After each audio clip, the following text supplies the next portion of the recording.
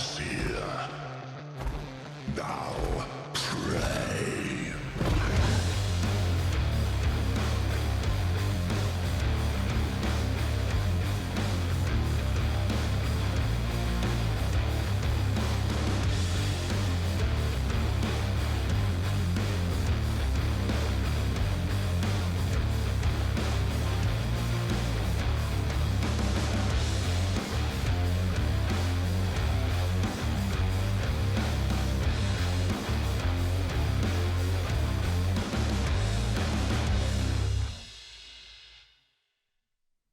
We have finally arrived at Championship Sunday here in the Smite Pro League promotional tournament. We started this weekend with 10.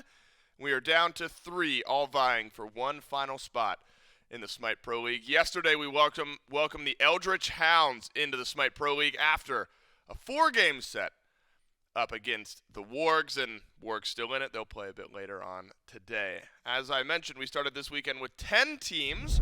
We have whittled things down. Double elimination bracket. 2 teams out of the 10 qualifying into the SPL. And I'm glad you're here. Broadcast did start at 11 all week long. But of the 10 teams, we finally have dropped it down just a few. We're sending one more team home today. We'll be down to 2 after that. So we have one more best of 3 elimination game. That'll be the Aaru Scorpions up against the Gilded Gladiators. And the Niflheim Wargs await the winner of that in a best of 5 for SPL hopes at the end of the day. Myth, the casters made some predictions, and I would say as far as top 4 goes, we got them all right. So far.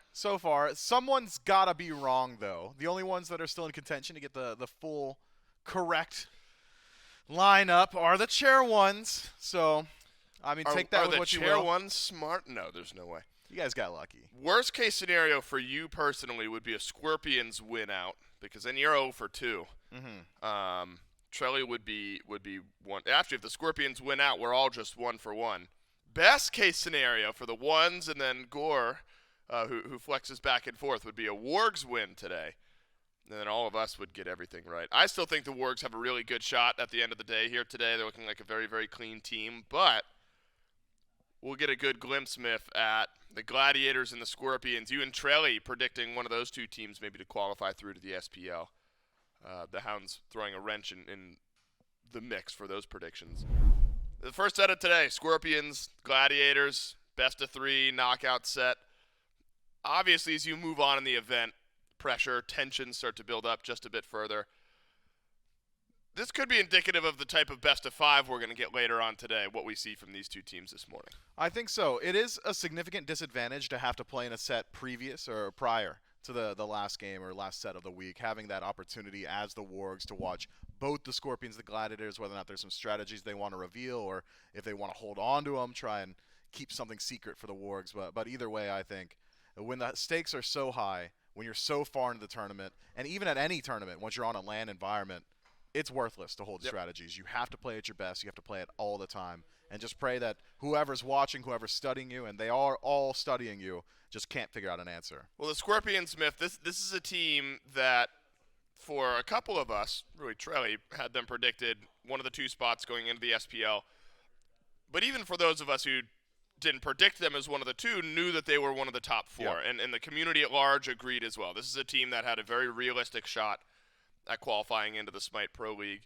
And it's a very talented team, and we see why some of those predictions were made over the course of this weekend, because the team comprised of iDavy, Predss, StreakUp, Sarpeii, Cxnnahh, they've made plays happen all weekend long. Saw some great stuff from Sarpeii, of course, Cxnnahh, rock solid out of the solo lane. And in a tournament, Myth, that's had such talented duo lanes, iDavy and Predss have had to play some of their best Smite, and I think they have been. And so the Aaru Scorpions going to need a bit more of that from their duo lane here today. And as such, Predss standing by with Gormizer for the pregame interview. Yeah, that's right. We have Predss standing by. We actually got to talk to Davey yesterday after the set, and so I can mention at least a little bit of that one for you, because it was the duo lane, a lot of moments that were popping off. Very specifically, though, your Sylvanus was absolutely insane. You were bullying Rotwin is the way I would describe it, with how many pulls we're hitting.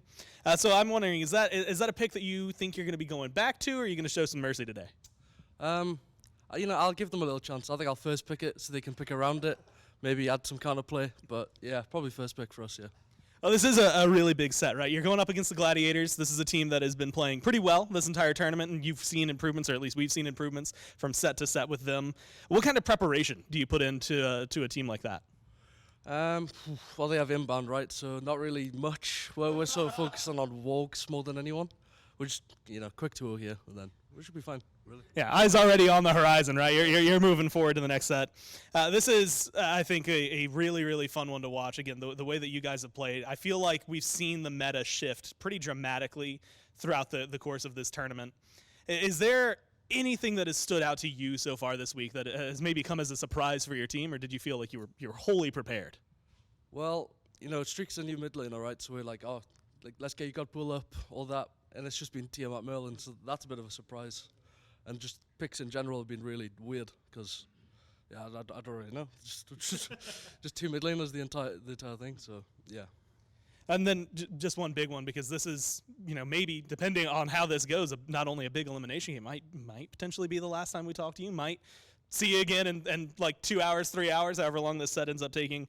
The road doesn't stop here if you do find the win, but I am curious, what would it mean for you and, of course, for the team to make it into the SPL? It would mean a lot. We're all console players who've been around a very long time, so if we get into the SPL, it would be a massive deal for all us. And getting to join a former console player in Coast, right? So definitely a big dream. Hey, man, good luck in the games. Thanks for your time. We'll send it back to the desk. It's funny. It is exactly how the mid lane is broken down, hasn't it? We were wondering if Season 10 and the map changes and the meta changes and all of that would lead to the mid laners having to be jacks of all trades, but it has ended up just kind of being Tiamat and Merlin. And then you sprinkle in something a bit different for certain players across the weekend. The opponents, though, for the Aaru Scorpions, very talented team in the Gilded Gladiators, also a team largely predicted to be in these final four squads, now in the final three, with a chance to go on to the losers bracket finals and play in a best of 5 to make it into the SPL. This is Dude Band Bro, Inbound, Snoopy, Kyrmi, Scaredy, and Coach Kassir. Myth, what have been some of the keys for this Gilded Gladiators team? Early game. It's been an early game team. I'll say this about the Gilded Gladiators, and it's something I've caught flack for pretty consistently. They have had the cleanest wins at this event, wholeheartedly. It has not been close. When the Gilded Gladiators get rolling, they just run over their enemies, barring 2 games where they dominate for 38 minutes and then 30 seconds cost them the entire match. So hard to say they've always looked the cleanest when they've had a couple of throws, but look, consistently finding those early game victories, I think, have been massive for the Gilded Gladiators. And although it pains me to say it, legitimately, I hate saying anything nice about this guy. He's cheesing over in the corner right now. Inbound has looked like the best support at this event.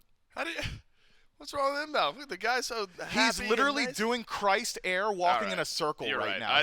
He's hit walking. the full Messiah. You're right. All right. I didn't notice that when I started talking about Inbound. You're right. Limiting the early game of the Callan Wardens was the key to victory for the Gilded Gladiators yesterday. Limiting the early game of the duo lane going to be a key to victory for Inbound, who is standing by, level-headed, not big-headed at all with Gormizer. Yeah, that's right. We've got Inbound standing by.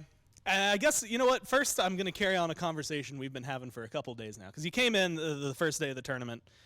Crocs were in kind of relaxing mode, right? You're definitely chilling as of right now. Are we going to see the flip to sport mode anytime soon? With the team as mediocre as the Scorpions, I think we'll keep them in relaxed mode. We'll chill out for this set. Maybe we'll kick them in for the Wargs. I don't know. The Hounds were really the only worry, so feeling all right. Yeah, now that they're gone, you're set for it. Exactly. Man, you talked about your team to be able to make improvements, right? After your loss, when you get taken down into the bottom bracket, you had tweeted out like, hey, shouldn't have had it, some late game mistakes. Then yesterday we saw massive improvements. What was it that you changed between those 2 days, and what are you bringing into today that you learned from yesterday? I mean, realistically, it just comes down to consistency. I think Myth is 100% true that we have had the most dominant early games, the most dominant mid games even. A couple siege problems we had with siege or comps that lacked a little bit of sieging. But it's just, if we can keep our consistency there, keep our mentals, like we don't have a problem with mental at all. If we can just keep it all in front of us, we can take down anyone. Speaking of taking down anyone, not too long, well, at this point, maybe a long time ago, you beat Predss in a 3-1 in an old console war. So, he mentioned being with the console boys, maybe being able to step up into the SPL. How are things different like now from then, outside of the fact that it's been like 5 years? And how do you think this set's going to go? It just feels like more serious kind of now. Like back then it was kind of all just like having fun, just playing the game, just chilling, just competing and just trying to have as much fun as possible. Now it's kind of gotten real, like playing for a salary right now. So I don't know. I'm just excited to play. So. And I had mentioned this to Predss, but depending on how this set goes, we're either going to get to talk to you again in about 2 hours, or it might be a little while, right? Yeah, we'll talk to me again. You'll talk to me again. So I guess in that case, especially after the way, last year, an earlier departure than I think you would have liked from the SBL, what would it mean for you to get back in? I mean, more so me. It's just the entire team. I think a lot of them have kind of been scapegoated before, and I think I don't think they necessarily deserved a lot of the flack that they got, so I think it'll mean a lot to get back into the SPL, kind of show that we belong there, show that we are of the top 8 teams in the world, so I think it'll mean a lot. Well, hell yeah, man. Good luck in your games. Thanks for your time. Thank you. We'll send this back to the desk and get in the game. He hit it for the camera, so now everyone knows that you were telling the truth. I don't lie. Man's got Gojo on his Crocs. The infinity. It's a weird clashing of two different identities. Although Gojo's like a pretty comfortable guy, even when he's dominating. So maybe that's the mindset that Inbound is hoping to bring into this best of 3 today. And then in his words, hopefully and maybe definitely a best of 5 later on for berth in the SPL. And so the stage is set now, Miff. It's the Aaru Scorpions up against the Gilded Gladiators, and it's 2 teams. I love the question from Gore about what would this mean. But it also, it sets this weight now on this set where it's the beauty of these types of events, and I've mentioned it before this weekend, but the overwhelming happiness of making it. Some of the interviews we had with the Hounds yesterday, they were at a loss for words, and you could feel the emotion. There's that much on the line for these teams, and the happiness for a team that wins this best of 3, moving one step closer, and the sadness of the team that ends up going home. A lot of it will hang in the balance in a best of 3 set. And so, Miff, we could either be looking at a really long few hours here against 2 teams that are kind of battling back and forth. But the Gilded Gladiators, maybe if they're able to stay consistent with their early game, might not be that long at all. In an ideal world for the Gilded Gladiators, this set is less than an hour combined game time. Sure. In an ideal world for the Aaru Scorpions, each one of these games individually goes an hour, right? It is a distinction in style where the Scorpions, although capable of playing out in the early, have for the most part left it up to their jungler Sarpeii to kind of set pace and then allow the rest of the team to scale up until they were allowed to group up as 5 and play through these objectives. The Gilded Gladiators is certainly a team that are very capable of doing the exact same thing, but for the most part have made their money through individual plays, the laning phase, hyper-aggression out of the duo lane. Yep. If Kyrmi's able to get involved out of the jungle off-rip, has really started to go for that turnover to level 3 at 50-second start that we'd seen from Leon very consistently. If he's rolling, things look very good. Some really big plays, though, from Scary D yesterday have inspired my faith in the Gladiators. If we get Hero Scary again, the Scorpions got to do something to limit him. Yeah, I'm glad you bring up Scary D, because I think we've talked supports in this matchup for good reason. Solo lane might end up being the most important role across this set. Cxnnahh, call him the headliner for the Scorpions team, talked a lot about going into this event for the Scorpions and how important he was, and we saw the run that kind of went on with the Ravens to Worlds last year and looked very comfortable at that level. And to your point, Scary D, and how good Scary D has been for the Eldritch Hounds here this weekend. Seems like there's got to be some pick ban priority maybe spent on Scary D, Miff, because you've looked at some of the stuff he's played. I mean, the Camazotz had a couple really good games. Even in a loss against the Wardens in Game 1, it went 9-2-6, 7-3-5 on Camazotz in Game 3. The Hades looks great. If you're on the other side of the aisle from Scary D, are you spending ban capital on Scary D on the other side of the team booth? Well, there's some parity in god pools between Cxnnahh and Scary. You don't necessarily need to dedicate a ban to the Hades. Cxnnahh very willing to take that pick when it's available. So if they find themselves in a first pick position, or if they think they've left enough value open that the Gladiators won't be looking towards Hades, they could probably snatch that one up for themselves. Otherwise, The Camazotz has looked very good for Scary. Maybe something you want to get out of his hands depending on the strategy that the Scorpions elect to go for. I gotta think that Quadra squishy composition the Gladiators are running when Scary D plays Camazotz, it's 0 defense in the build. There's got to be ways to exploit that. Burst mages, long-range artillery mages, very good in situations like that. Thoth in particular was a thing that had come to my mind, so when they could just apply a little bit of poke before the fight starts and then play that kite style. Otherwise, I really do think the Gladiators probably try and play their own game. It's hyper-aggression throughout the early. If they can prevent the Scorpions from making it to the late game, I think it really is just the best strategy they've got. Now, Miff, I do want to zoom in on maybe some of the harder-hitting analysis we're going to do here this morning. God bless. Production, if we could, the team shot of the Aaru Scorpions. I'm noticing,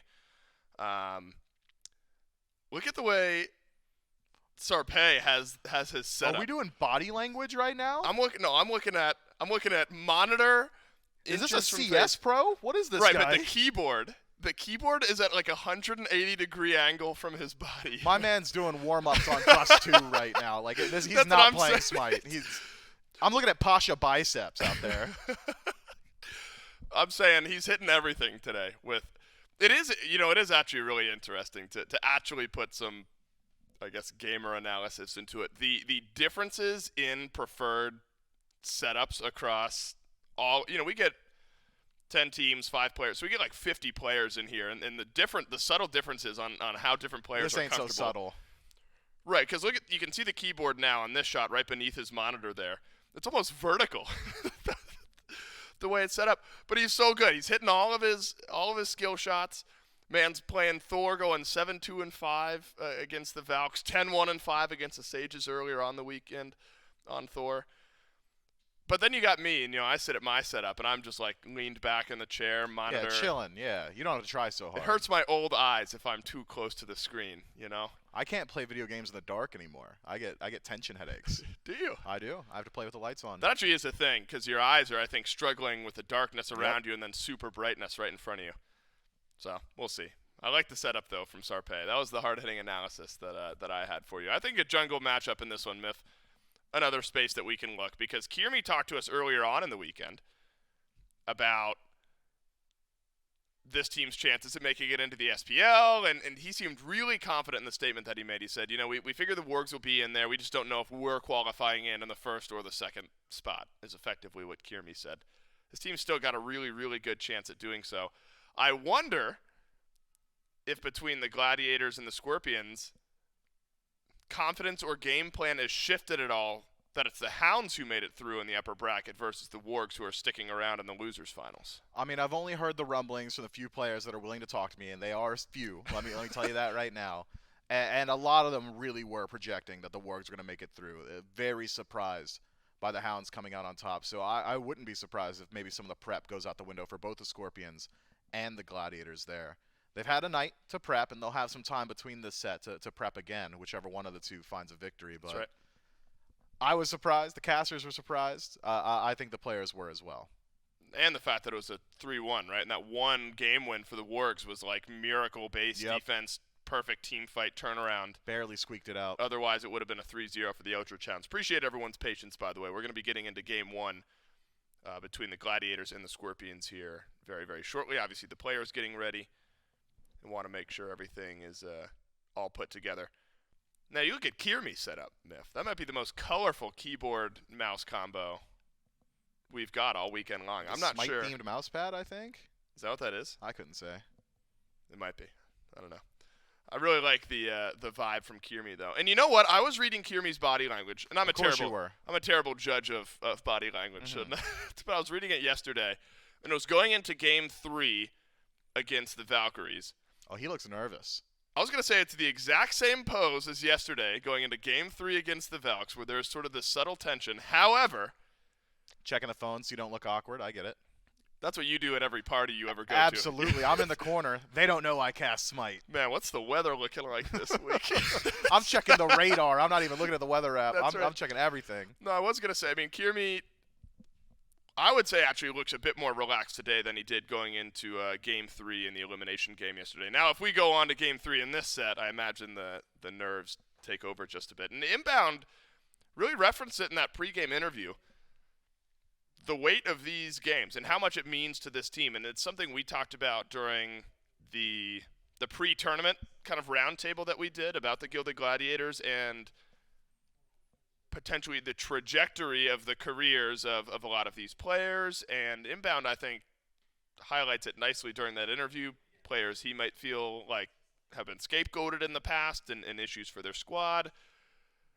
And so when you add that weight in, as well as the knowledge that winning this best of 3 and then a best of 5 turns into a year of salary, a year of playing in the SPL, a more direct route to Worlds and those types of tournaments, you can see how emotionally much it probably means to these players. And we'll have to see how that emotion builds up and adds to the story in Game 1 between the Gilded Gladiators and the Aaru Scorpions. We are going to jump to a quick break, and we will be right back for the start of our first best of 3.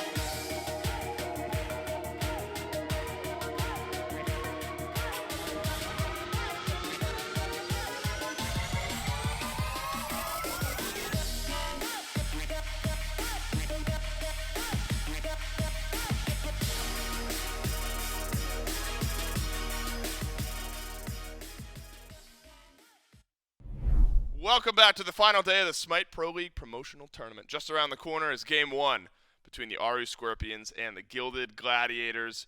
I think some early trends to follow in this set, Myth, as we do move into picks and bans for Game 1. Where to pick ban priorities end up lying. These teams all have win conditions in different roles. We've talked about solo lane, how important Scary D has been for the Gladiators, and Cxnnahh has been for the Scorpions. Kyrmi, a star for this Gladiators team in the jungle.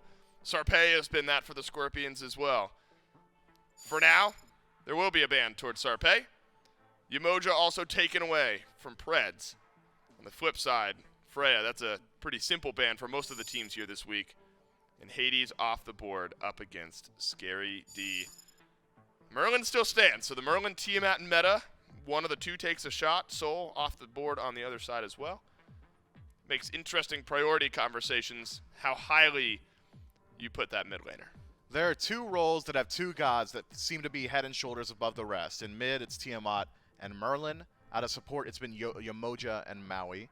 Maui available, Merlin available as well. Vamana's seen a whole lot of bans out of the soul lane. Could be where these teams elect to go. It's Gladiators in first pick, and they're thinking about it. Cxnnahh comes to mind as a really powerful jungler that scales incredibly well. Seems to have had just an intrinsic buff in Season 10 with the new map and so many more walls that she can maneuver through. Not certain that it's one of Kyrmi's favorite selections, though. Haven't seen him go towards that one. Instead, he seems to be more in line with the large AoE facilitator style, dive into that backline, solo agent, don't play as that last one in, wants to be first in with some good AoE CC. Hun bots comes to mind immediately now for Kyrmi and his god pool. I wonder though, with Magical Hunters banned out as they are, Olorun seems to be the only other one that's been really valued. Chronos essentially off the playbook. Instead, it is Maui locked in. Our most recent look at Maui, not so great, but Inbound's Maui has been very good so far this event. Massive non-committal CC, great facilitation, space control, early lane bully. It's those cleave auto attacks, the piercing auto attacks from Maui that make it very difficult to maneuver the lane. Will mention on the mid lane conversation, we mentioned Merlin being left open. I'm not sure that Snoopy was going to play either Tiamat or Merlin anyway. We haven't seen either of those two for Snoopy all weekend long. Chiron, Set, Yu Huang, Agni, Neith. And so that ban from the Gladiators, knowing Merlin is still open, is maybe specifically we just don't want StreakUp to be on the Tiamat specifically, but we realize that in all likelihood, Merlin is going to roll through here at some point. Camazotz picked in here for the Gilded Gladiators and Olorun as well. So the priority starting to build up in each of these individual roles. Maui, Olorun, some of the most sought after characters in both support and AD carry right now. And then Camazotz for Scary D has really stood apart. So now you have time to adapt to this Camazotz, Smith. Are there ways to cater your draft around what we know Scary D wants to do? I think if Scary's going to rock the full damage build, I don't want to see Ishtar go down the pen tree. We've seen a whole lot of Dominance, Executioner, Kin size style builds, Tank Shred, one-shot towers late. If it's going to be a Quadra squishy composition, there are two builds that generally look very good for ADCs. The premier of which being Crit. Having the ability to just do 1,000 damage per auto attack feels very, very good. You can restrict some of the itemization. The tanks, or Maui in particular, will likely be forced to look towards the spectral armor. Can slow down some of that AoE or rather aura defense for his team. But I'm looking at now the Aaru Scorpions draft. Who are you hitting here? You gotta dive on a Merlin Ishtar, but Vamana so good at creating space. Can just walk down this Olorun, essentially invalidates the sanctified field.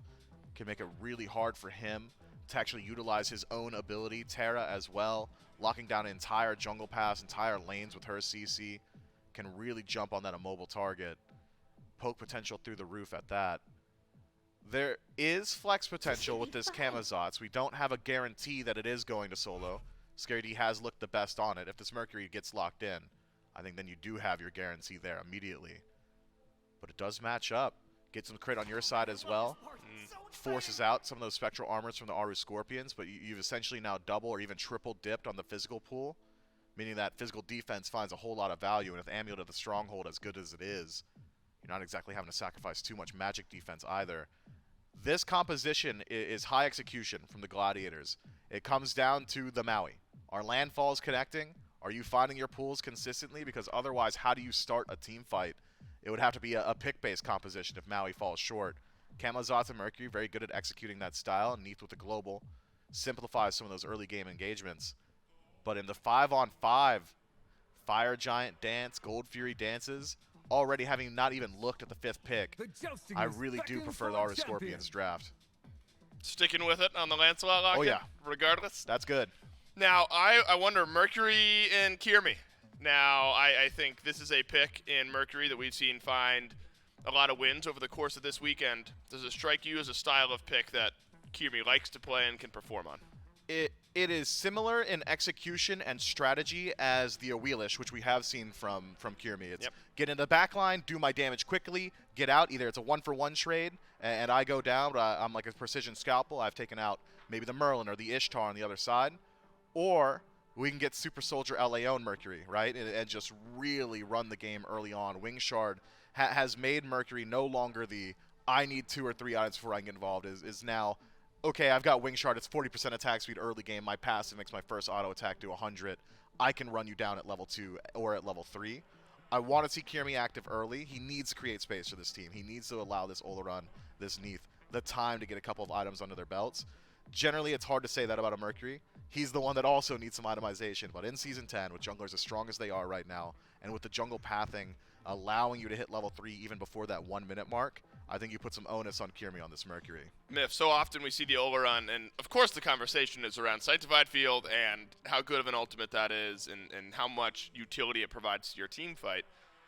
But on the other side of that conversation is what are some gods that can be selected to counter out that style of pick? Who can ignore a Sanctified Field? Often we talk about Camazotz, but the Gladiators have covered that base. Vamana obviously comes to mind then, Myth. Do you think that the Scorpions have covered their bases fighting around the Sanctified Field? You know, Sanctified Field has been lauded as this amazing team fight It's great. ability. It is great. It really is. Do you remember a single massive impact Sanctified Field throughout this whole event? No. It's not for lack of trying. There have been Olorun lock-ins. It just seems like these teams have really figured out how they want to play around this pick. Wait for that ultimate to go down, and then initiate, or catch them beforehand, CC them. There are avenues in, and with the jungle as winding as it is, and how easy it is for these dive gods to get into the backline, feels like Olorun has really struggled. I think the Gladiators are capable of playing around it. He still is, Olorun that is, an incredibly strong lane bully. Keep your eyes on the Bastions. DMB's been taking him out on second wave, taking out the tower by 10 minutes and then rotating over to the soul lane and doing the same thing.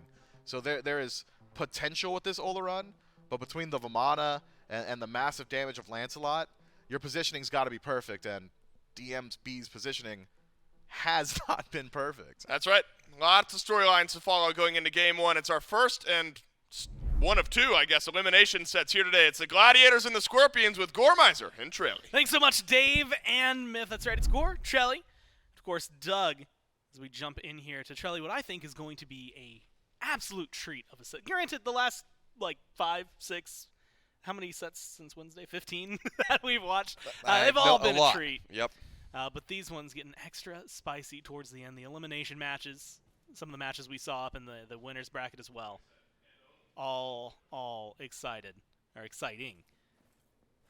it blows my mind, man.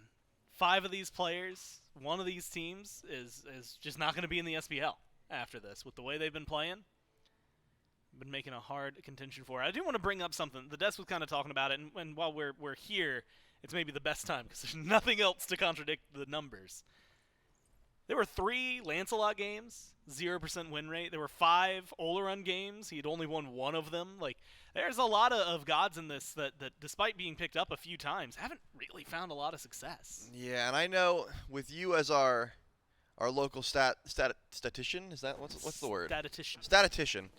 I don't want to come too hard about this, but we do see a bit of an invade. First of all, it looks like Predss and Davey want to take away this purple buff. Inbound's going to have to go for the confirmation. And they get it. They're able to take away that purple. Sure, you lose some damage in the process. You don't get your own buffs in this case, but you're going to be able to deny that pressure from Dude Man Bro. And not only that, but seeing some of the split. I mean, normally you're talking purple, green, and the experience camp. And I guess, admittedly, later on you still get that. But even losing a little bit of that, all of a sudden you're talking differences of level 2. And this lane phase maybe being a little bit different. Or if you're Sarpeii, you're talking about a lot of really good farm for you. There's 2 whole camps over here that you otherwise wouldn't have been getting or picking up. It does make the duo lane a little more interesting, though. It's been a while since we've seen anyone get into lane itself, and you're not level 2 inbound, of all people, hitting it first. Yeah, it's going to be low fight potential here for the Gilded Gladiators. I mean, Dude Man Bro's going to want to stay back because you know jungle can come through at any moment. We've seen it so many times in this tournament where either side will just come over, camp dual lane for a bit, sit a wave, sit 2 waves if you want to, and then try and find an early gank. And here it is now. Kyrmi looking towards the left side of the map, steps over that ward that, I'm going to be honest, every single team has placed in this tournament. That is exactly where the ward goes. And every time someone jumps over it, this time, trying to force that gank. And he's still going to make something happen in terms of aggression. With that stun from inbound, it might be enough. No! The tower line just too strong right now. The minion wave as well, stopping that from happening. Dude Man Bro takes quite a bit of poke in the process. They have to back off. Even as telegraphed as it was, I'm impressed that Kyrmi was able to get that much done against Predss. Still unfortunate for them. They don't get the first blood. The Scorpions get to have a little bit of a reset. There's also a moment, I was glancing at the health bars right afterward, looking towards Dude Man Bros. His was in the yellow. Securities was also over there in the yellow. And that's something that, you know, we've seen this Vamana a little bit, seen it find a lot of success. We saw this Camazotz absolutely just pop off yesterday. Yep. But it is still an assassin early on. It can get bullied until level 5, and I like to see that Cxnnahh isn't necessarily letting up on that. Yeah, the Camazotz needs a little bit of itemization and also just some levels in your abilities before you can effectively box and clear the wave. You want to be hitting that Vampire Bats onto the Vamana consistently and then clear the wave, that sort of thing. But with Tier 1 Transcendence, you're not boxing that effectively. It's just going to take some time to get online. Now Sarpeii going for the gank once again, rides over the ward, but some good CC. Maybe you got a kill potential here, and I'm thinking maybe. Well, he's going to get the pull from the Maui. Sarpeii not going to have any follow-up there. Dude Man Bro gets away with what should have been murder. Sarpeii, though, not going to let this one lay down by the side. Goes for the purple invade. Dude Man Bro has to play it carefully. Half health, not level 5. Pulled into the tower. Sarpeii, the CC is good from the Maui. Has another hook ready as well. That mount isn't going to get you far. Jump in, stun down. Auto is all you need. Dude Man Bro for first blood. Look at him. He's popping off. As he should be. Well, I get why Sarpeii wants to go for the play. It was just Inbound played that the entirety of that sequence so well. Used the Mystical Allure to get Dude Man Bro out of trouble. Put Sarpeii into combat so that he can't blink and actually follow the Mystical Allure, and then says, "Hey, we're pulling the buff all the way to tower. If you want to go for the invade, you have to go underneath tower." And now it looks like StreakUp finds some good damage onto Kyrmi. There's the clap, plenty of damage. Oh my god! Return kill. This one's going to StreakUp. And clean at that. There was a Neith ult thrown out in there at one point, so Snoopy trying to help out. Only so much you can do, and that kind of goes to what Mifflin was saying, right? Mercury still going to need a little bit of time to cook before he can get maybe things going. If you cut up that wall, though, I'm looking at it. There's the curve around the purple buff that goes to the back of the tower line. There's like, okay, yeah, you could probably still fight this.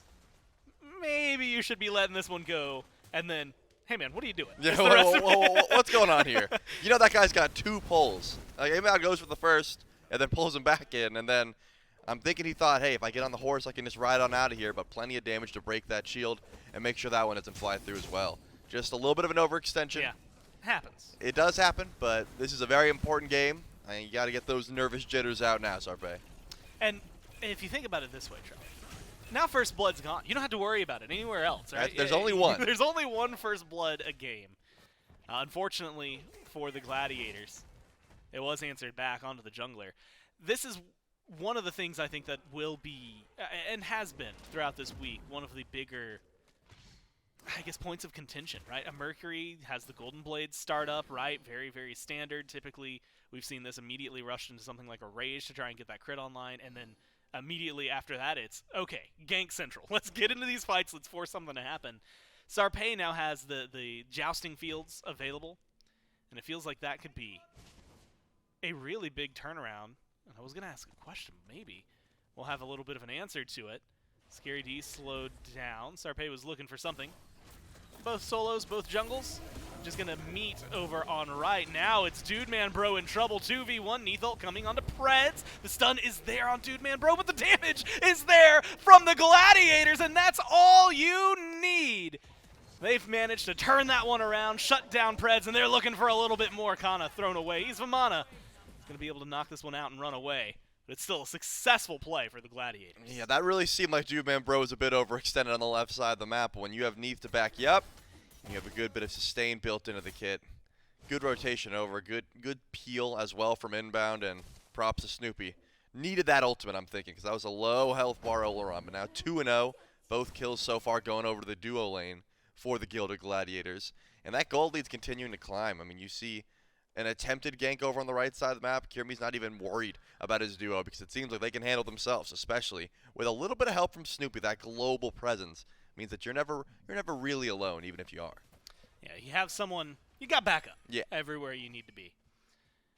And it's one of the reasons, we've talked about it in the past, Neith feels so good in mid versus maybe as a carry because you've got ability-based damage already feeling pretty solid there, but also way less travel time on the ultimate, less opportunities for a team to try and block it. And so it has been pressure galore from the Gladiators, at least over here in duo, despite the fact that Dude Man Bro was the one getting aggressed on originally. It was a beautiful turnaround for them. Purple buff invades, those were topic of conversation. Blue buff invades, topics of conversation. But Trelly, it's taken a little bit of a backseat, right? Pumping the brakes slightly for both of these teams. I think the jungler's kind of recognizing, wait a minute, maybe now's not the time. So we're getting back to just good old-fashioned farm. And this is where I kind of wonder for you. You know, we've seen supports in all of the metas. Eventually they leave duo. In the vacuum between the Ishtar and Dude Man Bro here, if he doesn't have his ult, is that like a one-on-one Davey just wins, or is suddenly that a much more interesting matchup? It's difficult to try to box into magical ADCs right now because Telekines is just better than Aussie early on. You know, it depends on your kit, of course, but in this case, I think there's just a lot of sustain that this Olorun has, and it's difficult to really box in. That's why he's standing so far up in lane. He's very confident, but Kyrmi takes a lot of damage. I was wondering if we'd see Sarpeii go for the Grand Joust to chase that one down, but didn't want to force out the ultimate and get nothing. So that's going to be the end of that fight. And now ScareD, maybe overextending as well. Actually takes a lot of damage in this aspect. Has Gets Blink. into the air.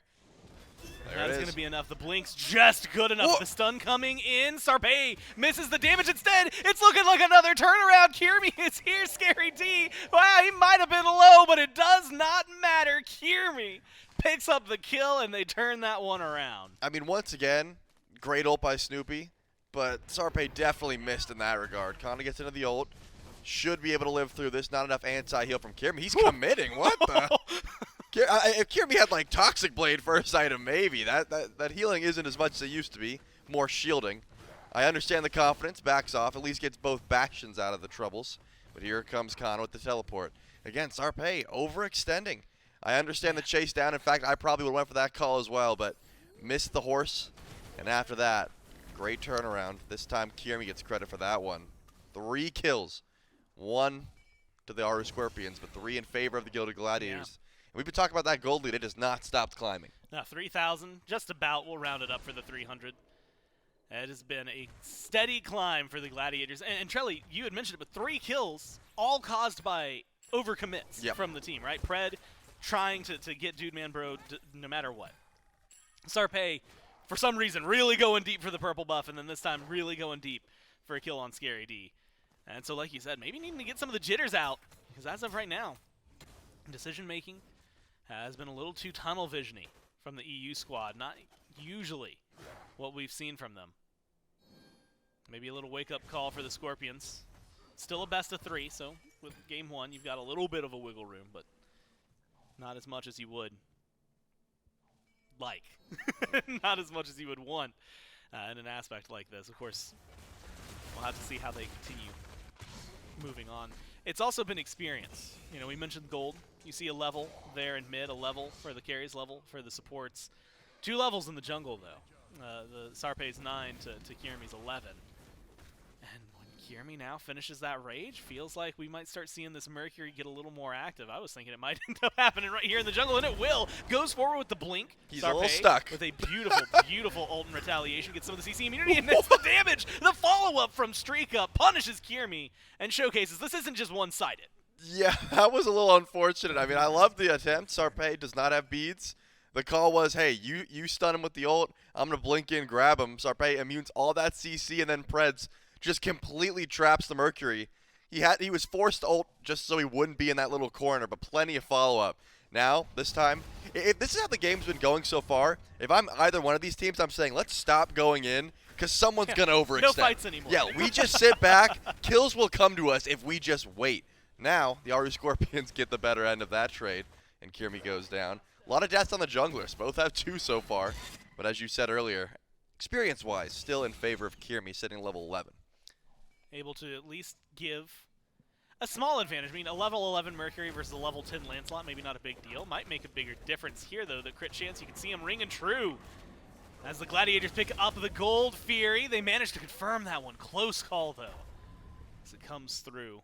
Merlin, damage thrown out there. It was the 373 from the Spirit Arrow. That confirms it. So Snoopy making sure they can confirm their objectives. Nothing big on either side to really be that definitive. You know, your Scylla ults, your Cuckoo ults, the things that hey, this is my objective.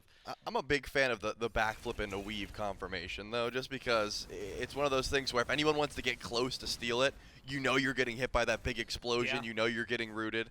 So you kind of just have to throw away your tick damage and hope you can go for that steal. The only issue is if the Aaru Scorpions are there to contest, Snoopy just uses escape to confirm an objective. So they could have ran him down, but in this case, pretty easy. You're just going to go for that burn immediately. You've got good damage on Dude Membro as well. You got crit on Kyrmi. I'm thinking that play can be rinsed and repeated many times. The Aaru Scorpions are going to have to get some vision down. With 3 auto attackers, I mean, you can throw Scary D in there. They have big damage onto these objectives. You've got to make sure you're there early on or they're getting stolen. Plus, as we just saw actually in that small glimpse, a lot of sustain over there for Scary D.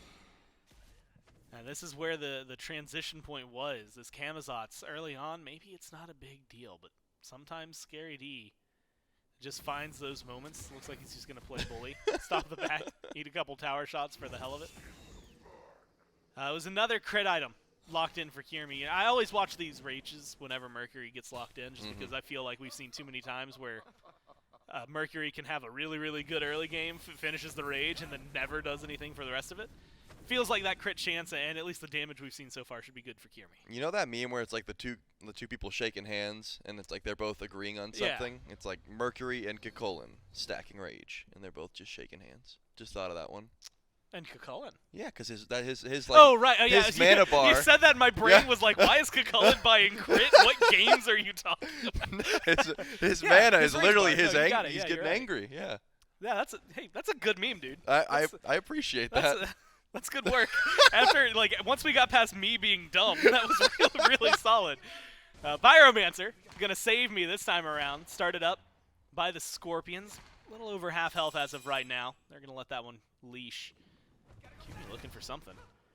It's not gonna be a kill this time. He's just gonna pick up the objective. We were talking about the crits before.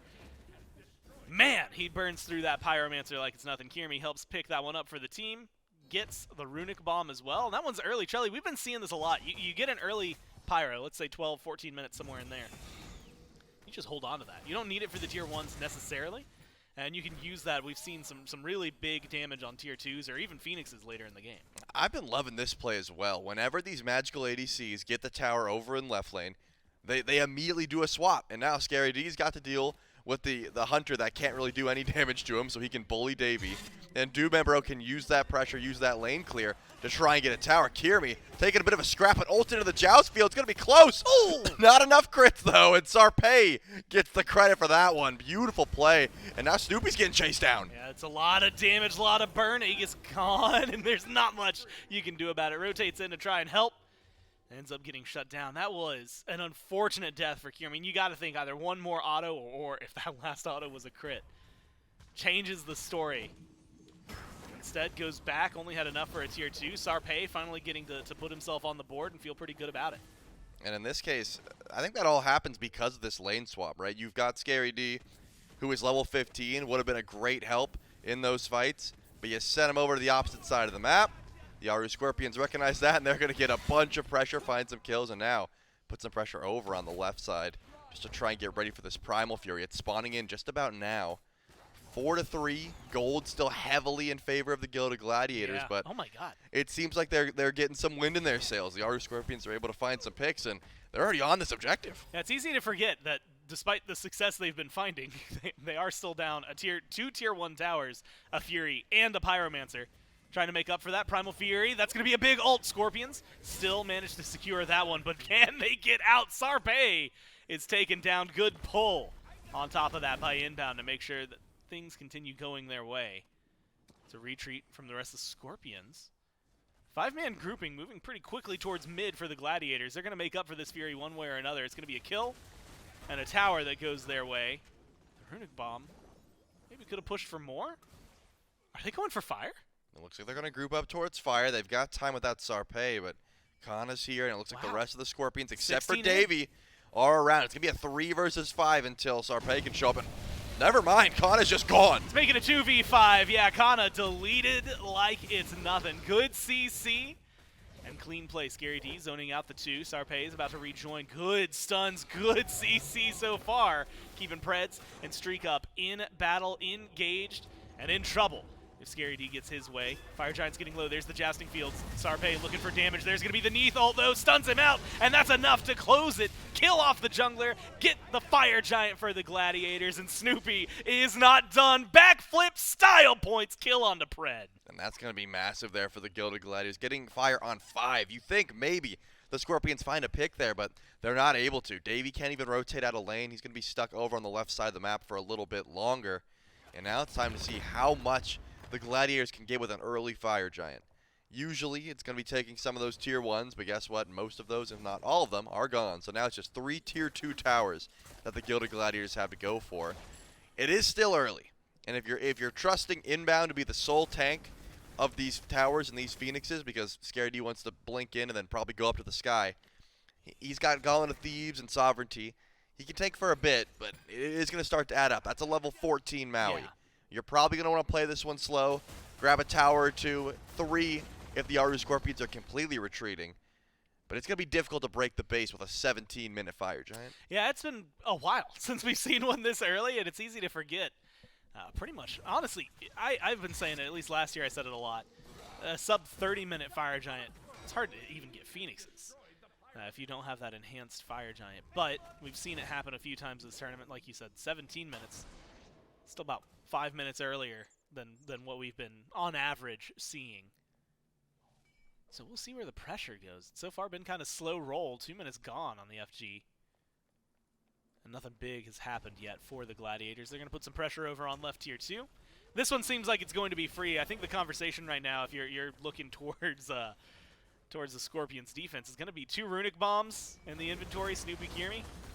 We've seen that be enough to detonate a Phoenix. Certainly can be, and it looks like that is the call so far. Kana still over on the right side of the map, but has that teleport.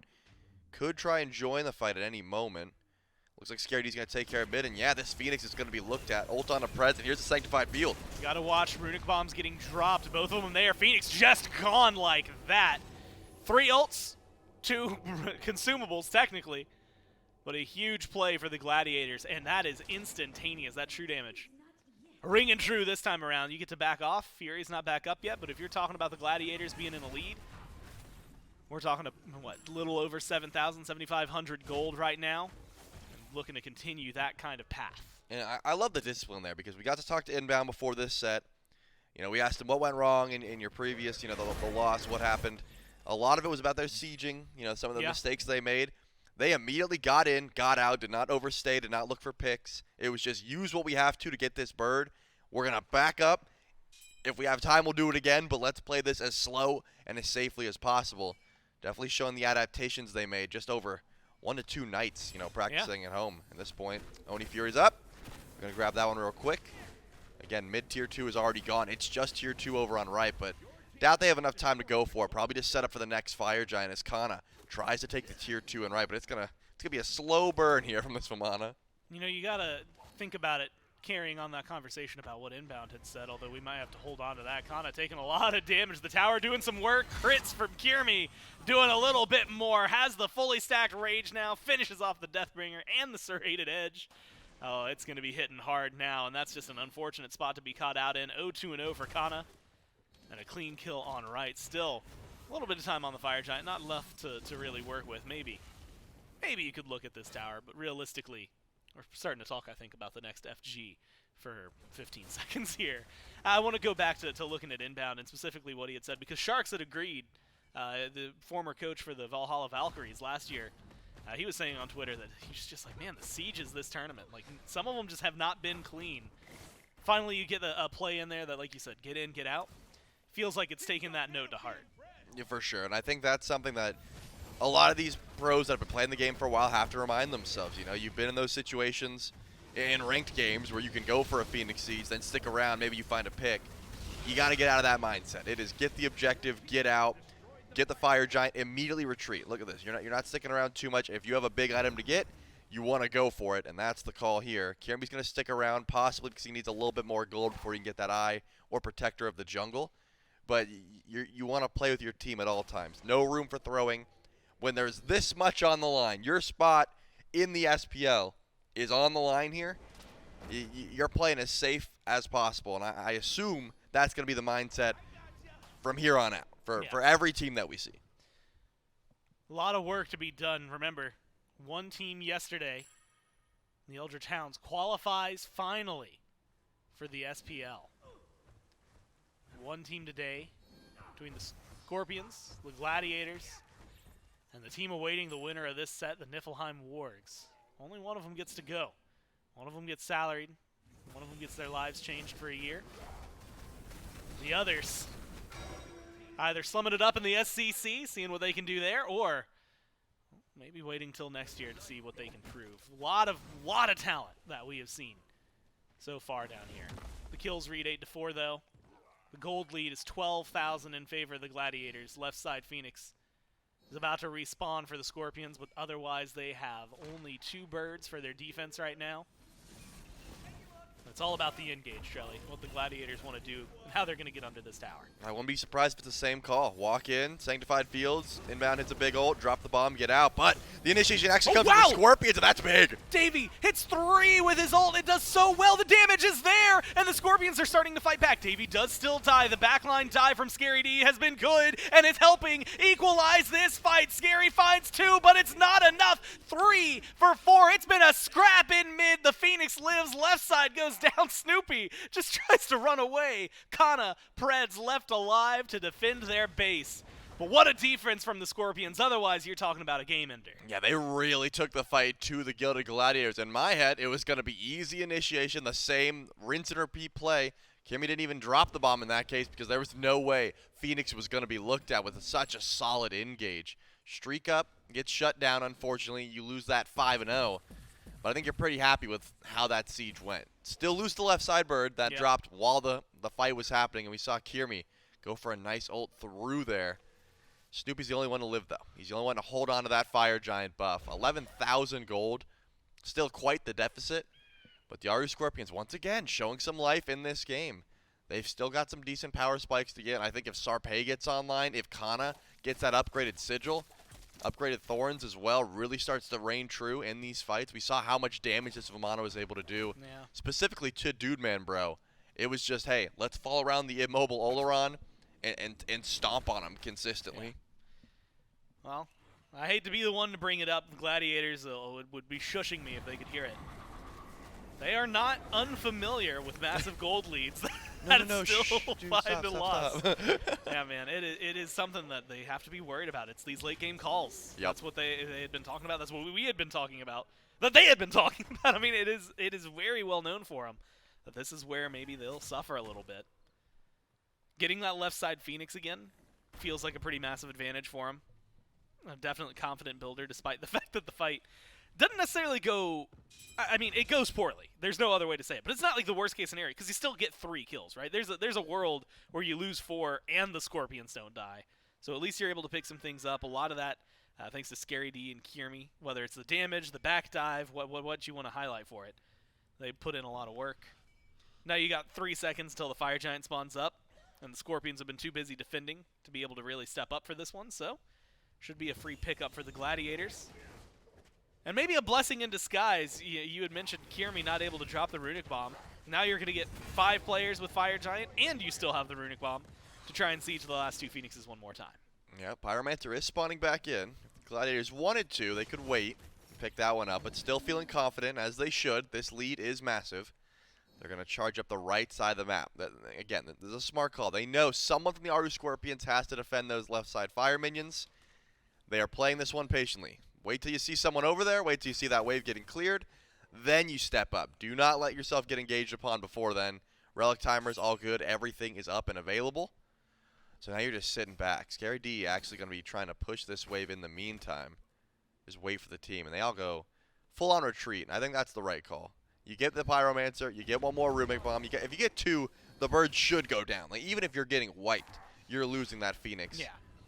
As long as some auto attack damage is going towards the Phoenix, and you have a Neith, you've got an Olorun, you've got 2 assassins. If someone's not hitting it with autos, they've done something wrong. Yeah, they are fired. Exactly. Someone is not doing their job if the Phoenix survives 2 bombs and essentially 4 auto attackers in this case.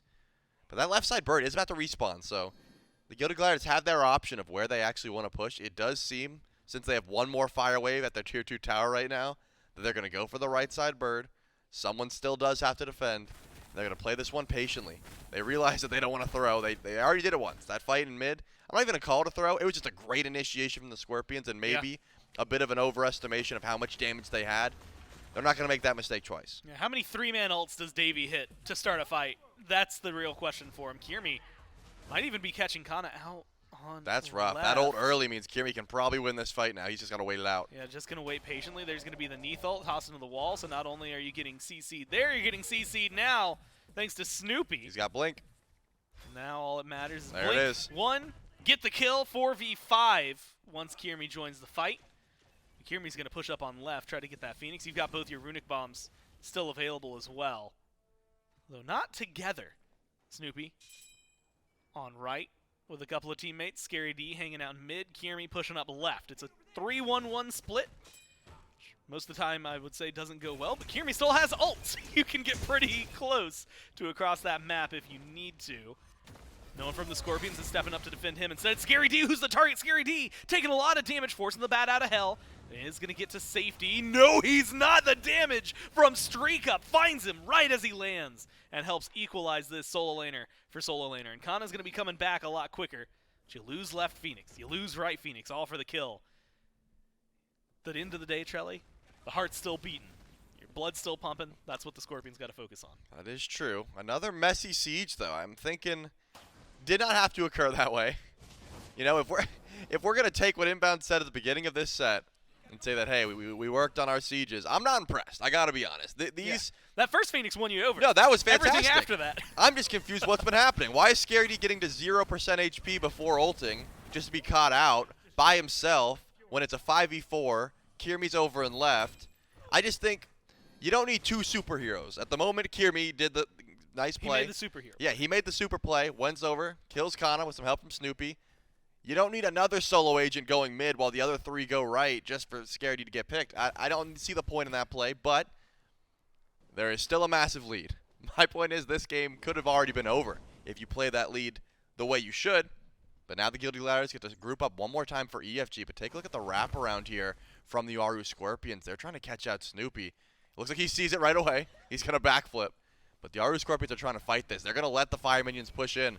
The Gladiators have 2 plays. One, they fight. The other one, they retreat and say, hey, you have to go back. And it looks like the Aaru Scorpions are going to take it to them. Fire Giant, you had mentioned an EFG is what it will be in about 30 seconds. Anything earlier than that, it's going to be subs, or just, bog standard. Still not a bad buff to have. They're playing patiently on the Gladiators. Scorpions They gotta hanging go around in this now. time. Fire Minions starting to get on the Titan. You got to make your move. You got to send someone back. Damage is going to be there. You've got 2 waves on it now, about to be 4. They're going to go in. They're going to get aggressive. There's a Sanctified Fields to help peel, though, and it's causing a lot of trouble. Vamana being able to run through it all does not seem to slow anything down. Instead, it's Sarpeii, it's StreakUp, it's Davy, all gone. Kana, nothing you can say about this one. Predss, the only one left standing, and nothing you can do. Fire minions putting in the work. The Titan already half health. This kill is just for the sake of it. Full on deicide and a win in game number 1 for the Gladiators. It seems like the Aaru Scorpions just felt a little bit rushed there. I understand that the lead, again, was absurd. But I'm thinking I would have taken my chances with one more EFG defense just because of how poorly the Gilded Gladiators have been playing these sieges. I don't think they had to go for that rush play. It was very telegraphed. You're just W-keying down, hoping that because Snoopy backflip before the fight started, you can kill him off for free. Doesn't work out.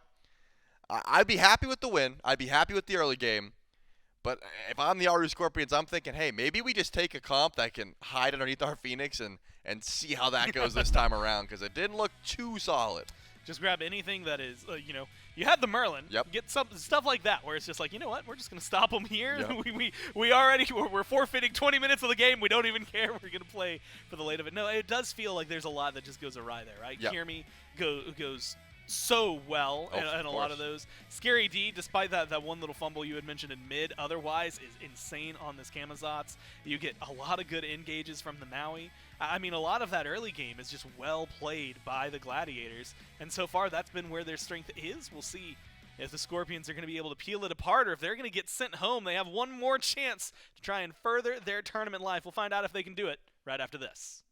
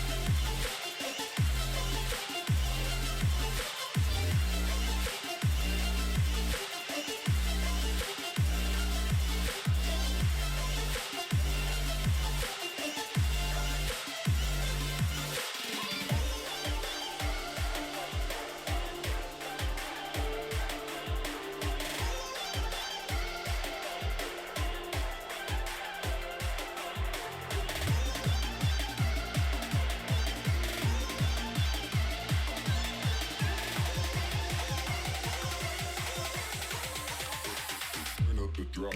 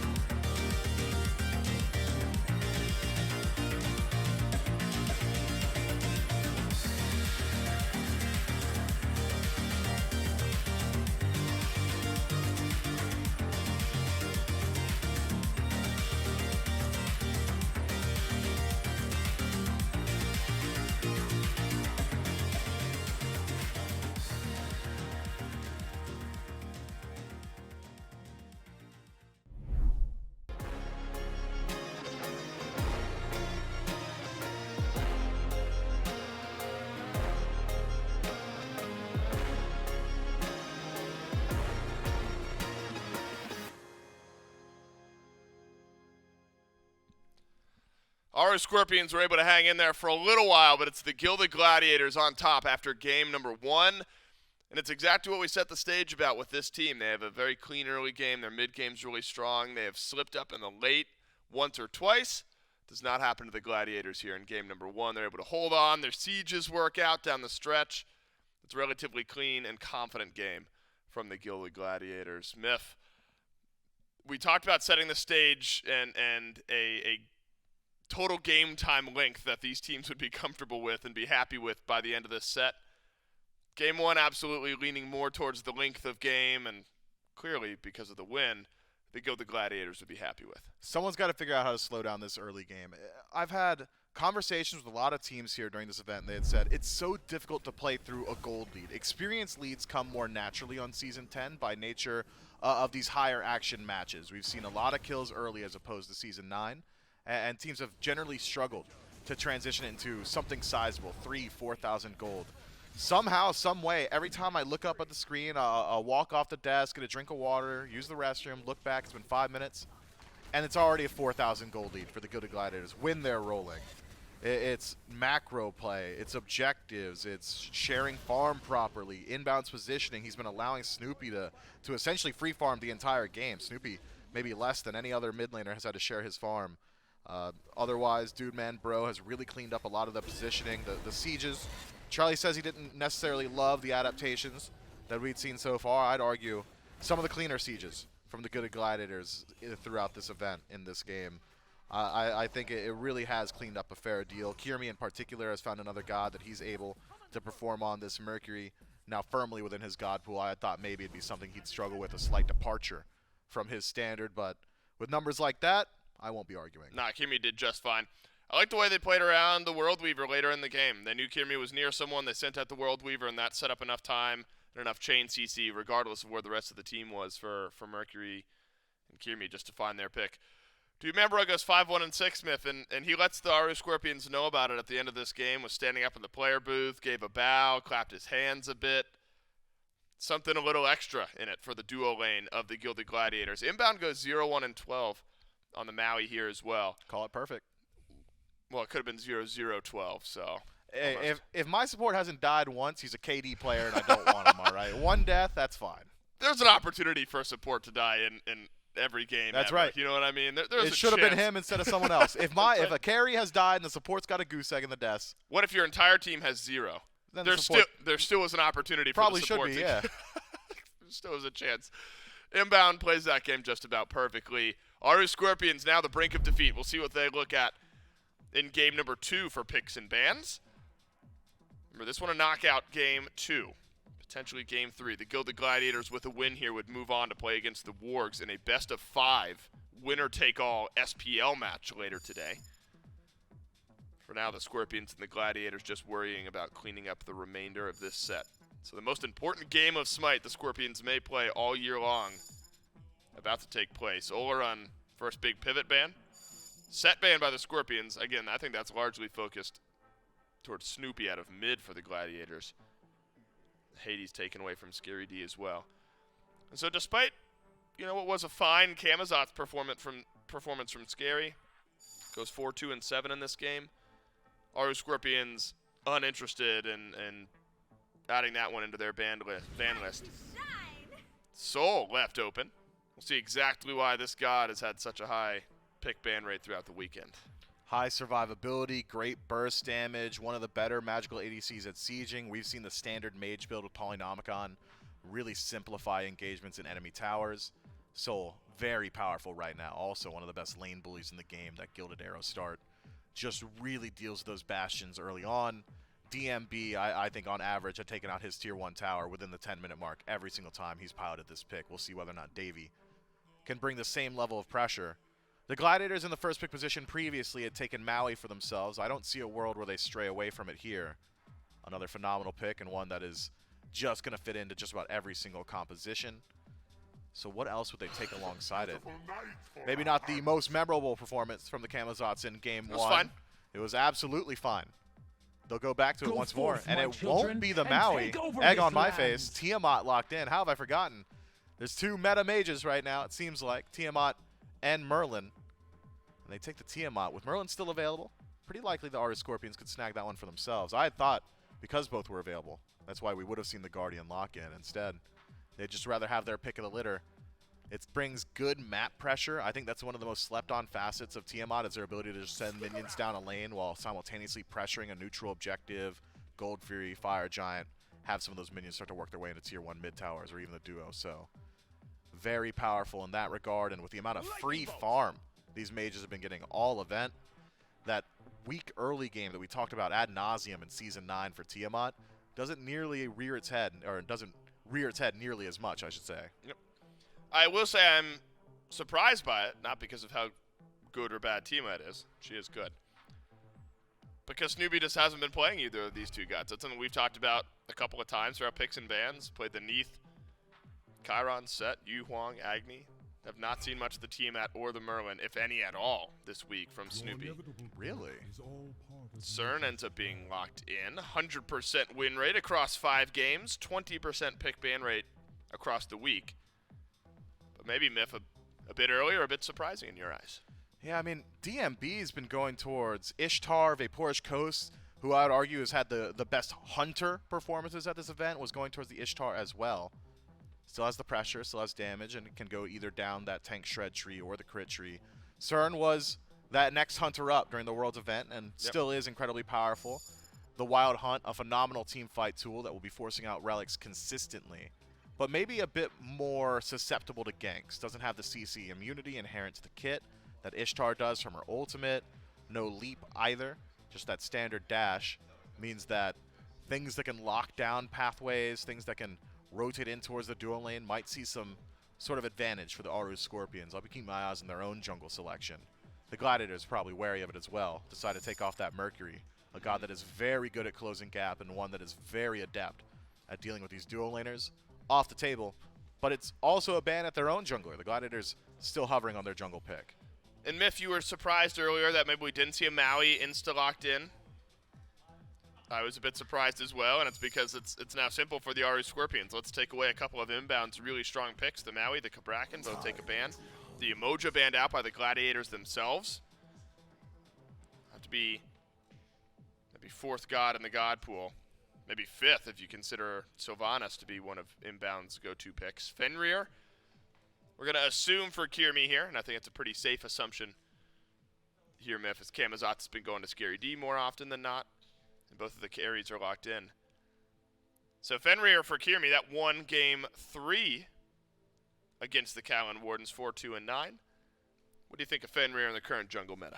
High facilitation, Ragnarok, one of the most annoying abilities in the game to deal with, is going to force out beads just about every time. I doubt we see Sylvanus go towards beads in first slot, and depending on how often Kyrmi's over in the dual lane, I think it is likely Sylvanus will go beads in second. Merlin as well, likely lose out on that relic, but when you take Fenrir, not in last slot, you open yourself up to one of the most miserable counter matchups in Smite. Awilix into Fenrir is not fun. She's got multiple ways to deal with your Brutalize, can just feather step it, that breaks it, does immense damage to you. If Gravity Surge is available, not only is it your Unchained, the leap that you could lose out on, but also the Brutalize. So tough situations here, and one where Kyrmi's going to have to play very aware of the enemy jungler's positioning if he wants to go for some of these ganks. Awilix, very good at starting off fights on her own. Doesn't necessarily need to play spoiler to Kyrmi's game, but it is a very viable avenue to slow down the early game of the Gladiators, and that's where the Gladiators make their money. Have not seen Hercules in the last 6 games for Scary D, even 3 Camazotz games, and then 1 of each, Hades, Kulkoan, and Shiva. Scary D's been consistent for his squad. Going to need to do that a bit more here up against the Aaru Scorpions, going against the Guan Yu. So you're going to add some sustain. I think sustain an important question to look at here, Myth. Gilded Gladiators, they got a bit as well.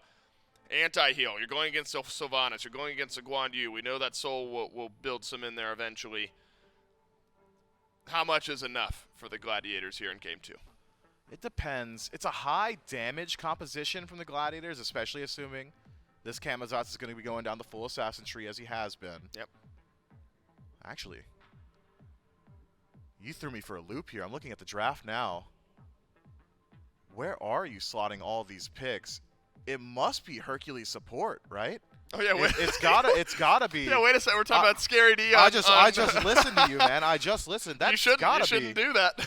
you shouldn't do that. That's got to be Inbound on the Hercules support. It's one of the more aggressive picks. It's one that he played a whole lot in Season 8, Season 7, Season 6. Yes. It's been one of his staples. Has a good matchup into the Guan Yu. Sylvanus can struggle in the laning phase. Yeah, I like this draft a lot. According to me, Scary D's playing Camazotz and Hercules and maybe Fenrir. Scary D's pretty good at Smite. I don't know if he's good enough to triple box. No. But the question being, where is anti-heal and when's it got to come? I'm thinking pretty early in this game. Tiamat doesn't love having to slot the Divine Ruin early on, but you got to assume it's going to get picked up eventually. Maybe if the Fenrir decides to go down the auto attack tree, Toxic Blade seems to be a pretty decent avenue for that. Otherwise, Brawler's Beat Stick, Onks, the standards. I'm making sure that, Hercules. All right, Inbound hasn't played Hercules. I threw myself for a loop. You're in the ebbs and flows of it, and it just seems obvious. We've seen Hercules in solo so much over the course of this week that naturally that's where it's going to go. I remember there were moments though where Inbound was struggling to find consistency when he was in the SPL, and we had conversations around go back to your aggressive picks. We saw Hercules, and it felt like that's when Inbound was getting back to it a bit. And so I actually sneaky really like this pick for the Gilded Gladiators. Will the Gladiators send the Scorpions home and send themselves to the losers finals and a shot at the SPL? Into Game 2 to find out. Yeah, it's do or die now for the Scorpions. You either get to Game 3 or your tournament life ends here. It's Goretz Trelli, and it's Doug for at least one more game. The Gilded Gladiators are running this Hercules in support. Kyrmi on Fenrir is one that I'm excited to see. Scary D reprising his role as Camazotz. But it is the Hercules support, Trelli, I think that has to be talked about here. Very aggressive, something we haven't seen in years. That has been, a mainstay. But a lot of good supports, Inbound being one of them, have run it successfully. And if you're looking to pick fights, this is a comp that's going to do it.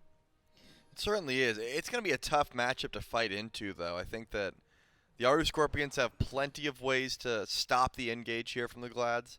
If Sarpeii shakes off those nervous jitters, the Awilix, I think, has a great matchup into Fenrir, into Tiamat, into Camazotz. If you can blink in, force those escapes, and just get free pulls, that can always work out, as well as the knockups that come through from everyone except for Cxnnahh has a way to proc that Awilix ult. So you're going to have to watch out. I think that the Aaru Scorpions might have to sit back a little bit in the early. You're right. Yeah. They do have a lot of early pressure, the Glads, that is. But once level 5 comes through, I think it's going to be a little bit more difficult to try and match some of that pressure. And this will be the question. I guess just to wait and be answered. I don't need to think any more about it. We can just wait until we see who's going to be aggressive and how they're going to play.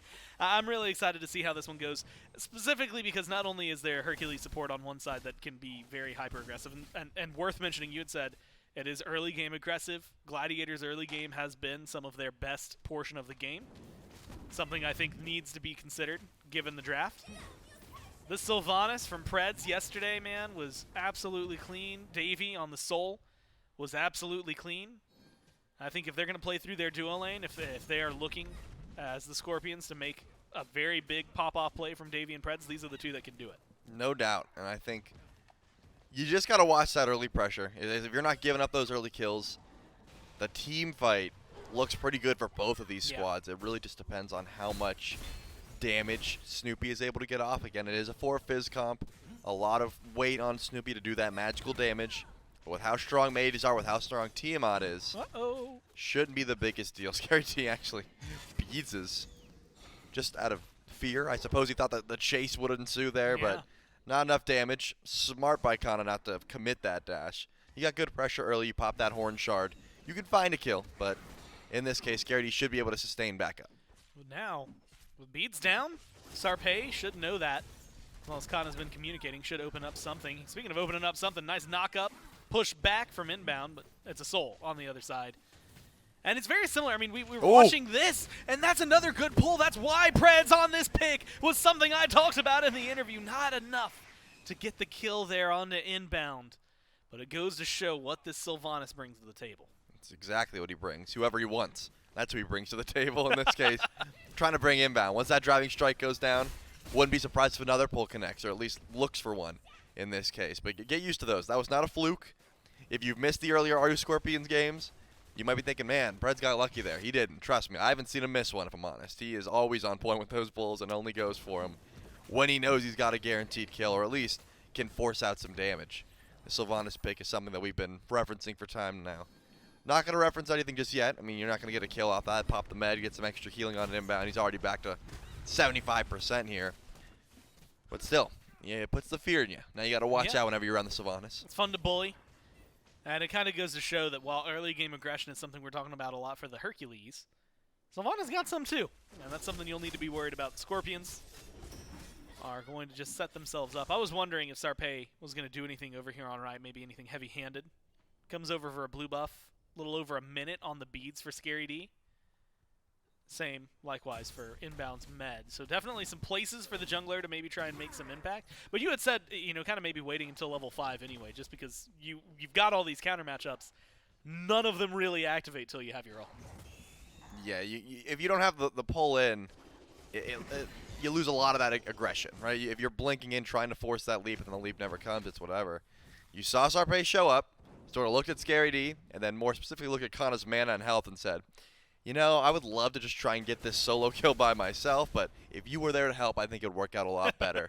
Missed the opportunity, 30 seconds until Scary D's beads are back up, and since Sarpei's on the left side of the map, fair to assume there's no gank happening in solo lane while those beads are down. Maybe something towards mid or duo. That is where Sarpeii is sort of hovering around at the moment, but everyone who's going to have a leap is going to have that beads available, readily and available. If you're looking for inbound or maybe Dude Man Bro, you could try and pull something, assuming that Predss is able to find a knock-up or Davey able to find that knock-up. Predss now hitting level 5 does enable a much bigger, maybe more impactful knock-up, team-wide knock-up. Maybe just trying to be in the same spot as a Fenrir would also just help you, right? Kyrmi, whether it's Brutalize or the Leap, going to have a pull off that. So Sarpeii, plenty of options. Not a lot of places to go, though. It's the same thing. When you have food at home, but none of it's appetizing, that's how I feel about it right now. Where he's like, he's got so many things he could be doing, but not a single one of them looks like it's really going to result in a kill, so he's just going to order out. And if that's not just a mood, man. we're just making memes today on Cxnnahh. We had the rage one, and now it's just we got food at the house. The food at the house, and it's a bunch of beads, and you're just like, oh man. I've got food at home. I know I've got food at home. Yeah. Sometimes you just don't want to cook, man. Yeah, you want your team to cook for you, and that's what Sarpei's looking for. Someone get a Somebody's gotta start knock-up. cooking. Someone get a knock-up so Sarpeii can cook. Or eat, in this case. Yeah, and he's trying to feast. So far, it's just trying to find it. Maybe you could see Kana force some beads over here. Might be able to force a kill. Does get the bat out of hell. Immediately has to cancel his ult. That's the downside of level 5 on the other side. Scary D has a lot of forms of CC now. Doesn't need to be worried about too much. Kyrmi might need a little more help than just the beads later on. But so far, they haven't been under too much pressure. Good news, Chelly, this time around. And I think this is maybe the bigger deal. A couple of kills early last game from the Scorpions was... I'm trying to think of the polite way to say it, but I don't know if there is one. And I don't think it's even that mean. Just tunnel vision. I mean, it was just too deep from Sarpeii. A lot of overcommits from him and from Predss as well at one point. Haven't had any of that so far. In fact, we've had maybe the opposite of that. With no commits to pretty much anything so far. And I think that's a way to slow this game down. You had said make sure that they don't get a huge early game if they're the Gladiators. As of right now, the Scorpions have been doing a great job. I do like this, though. Scary D's ult's going to be down for quite some time. This Camazotz is squishy with a Transcendence, and here comes Sarpeii. How much damage? How much are you going to be able to tank up? You're at least going to pull a beats here off the leap, but I think he's gone. Yeah, it's damage there, and that's enough. The Taolu assault from Kana. They burn the beads, and they get the kill. First blood from Sarpeii showing up on right. Yeah, you need just a little bit of tank underneath that tower. Kana supplies it and is able to grab that kill. Does Kyrmi get active in the meantime? No. At speed buff right now. Not able to force anything on the left side of the map. So that's a clean engage. Pushes the Aaru Scorpions a little bit closer to the gold lead at the moment. They're a little bit behind just by nature of how the Gilded Gladiators have farmed, but it's relatively close. It's just that first blood bounty that has been able to put them just slightly ahead. Yeah. I think that the Gilded Gladiators still have plenty of pressure. As you can see, Snoopy is able to pull ahead in mid lane. This Tiamat gets free farm, drops the lizards whenever you have to go back to base, and you're going to be able to confirm those pretty easily. That's the kind of plays you can expect. A 1-level lead's not the biggest deal in the world at the moment. And once again, Sarpeii looking to get active on this time on the left side of the map, but stepped over a ward, then backed up. They're feeling confident. That's because Kyrmi's on the way. Yeah, Kyrmi trying to make their presence something, but walks over a ward as well. the process of getting there. Not much you can do about it. No, it's going to be a fight. There's the knockups. There's the pull on the inbound from Sarpeii. The damage is there onto the support of Supernova. Takes him down and gives the credit over to Davey. Predss is low. Kyrmi leaps in, but has he put himself into a bad spot? Yes, he has. Sarpeii picks up a second one, makes it a 2-for-1. Yeah, that's unfortunate there because Kyrmi assumed that just using the Ragnarok would be enough to confirm that kill. Had to put his life at risk by jumping in to confirm it and then goes down. Maybe if some more anti-heal was available. That was meditation, that was wisps. There was a lot of healing there. And if you don't have the anti-heal, you're going to have to commit a little bit more damage to confirm those kills. And that puts the Aaru Scorpions up 3-1. Still, gold's not the biggest deal in the world. The Gladiators were able to get that return kill on the Kyrmi. But since that inbound's not going to stop the aggression. He wants to look for an invade if possible. Running towards that purple buff with DMB. And here comes Predss from behind. Davey trying to step up for the damage. Defending the purple buff is the goal right now. Not able to do so. So the Gladiators, small successful invade after a failed gank, going the way of the Scorpions. Now they're looking for a little bit more. Kyrmi up in the air. Kyrmi trying to get away. Sarpeii doesn't have the ult. Doesn't need it this time around. Gets the kill the old-fashioned way. Predss, credit for the pickup. And it's a 4-1 lead for the Scorpions. Sure is. I mean, that's like 500 gold? Yeah, it just seems like the Gladiators have been farming really well. They're not able to find too much aggression-wise, still sitting down 4-1. But clearing the map, and I think that Snoopy just using those lizards effectively in mid lane whenever he has to leave. Wow. Has been able to keep his net worth and his XP very high. I mean, yeah, he's 300 gold up currently. Inbound, gets pulled back in. Takes a lot of damage to that Supernova, and Davey gets credit for that one. I was going to say overstayed his welcome, but actually he's just next to his purple buff now. Fury's being looked at. Gonna clean this one up. You have to think maybe easily, dude. Man Bro's hanging around. No ult to his name, just the brambles to try and throw out. Goes for it, Scorpions. Secure this one. The Gladiators not able to make any miracle plays right there. So now 5-1 reads the lead. But only like 900, almost 1,000 gold in their favor, even after the Fury. So not as much. That is maybe stacked on top of it. But you know what, Trell? You got to start somewhere. And with the amount of aggression, the control they've had around these team fights, it's a good place to be. Yep, every small goal lead starts off this way, so not going to be the biggest deal. Kana doesn't have beads, so it looks like an attempted gank on solo is the call. But can you really kill the Guan Yu is the question. How much damage? Pulling him into tower, that's going to help. And let's see how much they really have. Oh, they're dealing as much as they can. Bat out of hell has to be used. And the last hit's going to be there. They're scared. But Kyrmi loses his life in the process. Sarpeii comes over and just focuses out the jungler. Yes, you get the solo laner. You commit heavily for him. And you might lose a little more. Sarpeii has to play carefully. Oh. Scary D, just doing scary things, picks up a double kill. Yeah, that's a beautiful play by Scary there. Never used the leap. Never let the ultimate pull him in. Could have been a possible chance at turning that fight if Sarpeii gets a pull back in.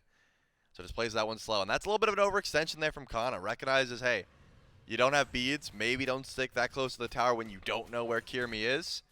Is able to get that kill. 1 and 3 on the Fenrir. Not the prettiest stat line you're going to see.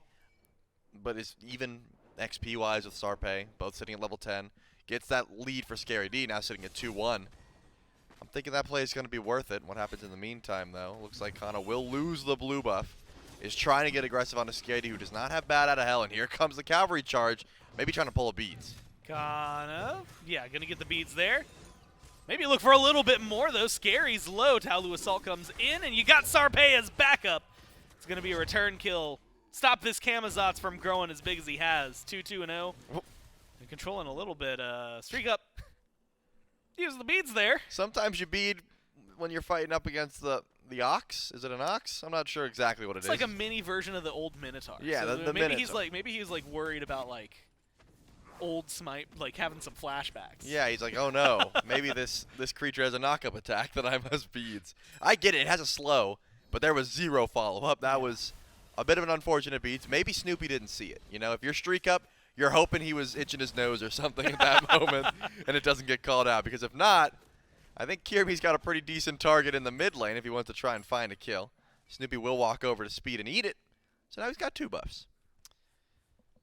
The Glory of Team. You know what? If you grabbed those, Plus, like, if you were able to pick up the shield buff and you got a fire giant, you could have 4 on your belt at any one time if you're a Tiamat.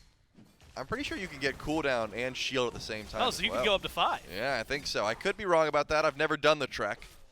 Also, at least for me, I play support. Nobody's letting me get Yeah, either no of those one buffs. no one lets me near those buffs. If I'm there, it's because I'm trying my best to get some experience, some gold under my belt. And I'm getting type 2. Stay away. That is just not enough for them. Right now, Inbound was under some trouble, now causing some trouble.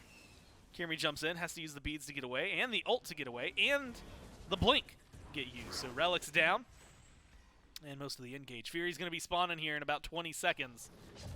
Maybe an advantage towards the Scorpions. Also here, that awkward length of time just a little too soon. iDavy trying not to get caught out. This could be big for the Gladiators. Look, it's 7-3 in terms of kills, but it's only 800 gold separating these teams right now. So the Gladiators not as far behind as the initial scoreboard might make you think. Fury's going to be spawning up. It's been a reset. Small, but still there for the Scorpions. Kyrmi getting aggressive. Knock-up not there for Inbound, but they can fall back, open up the Gold Fury. Sarpeii in the neighborhood should spot this one out.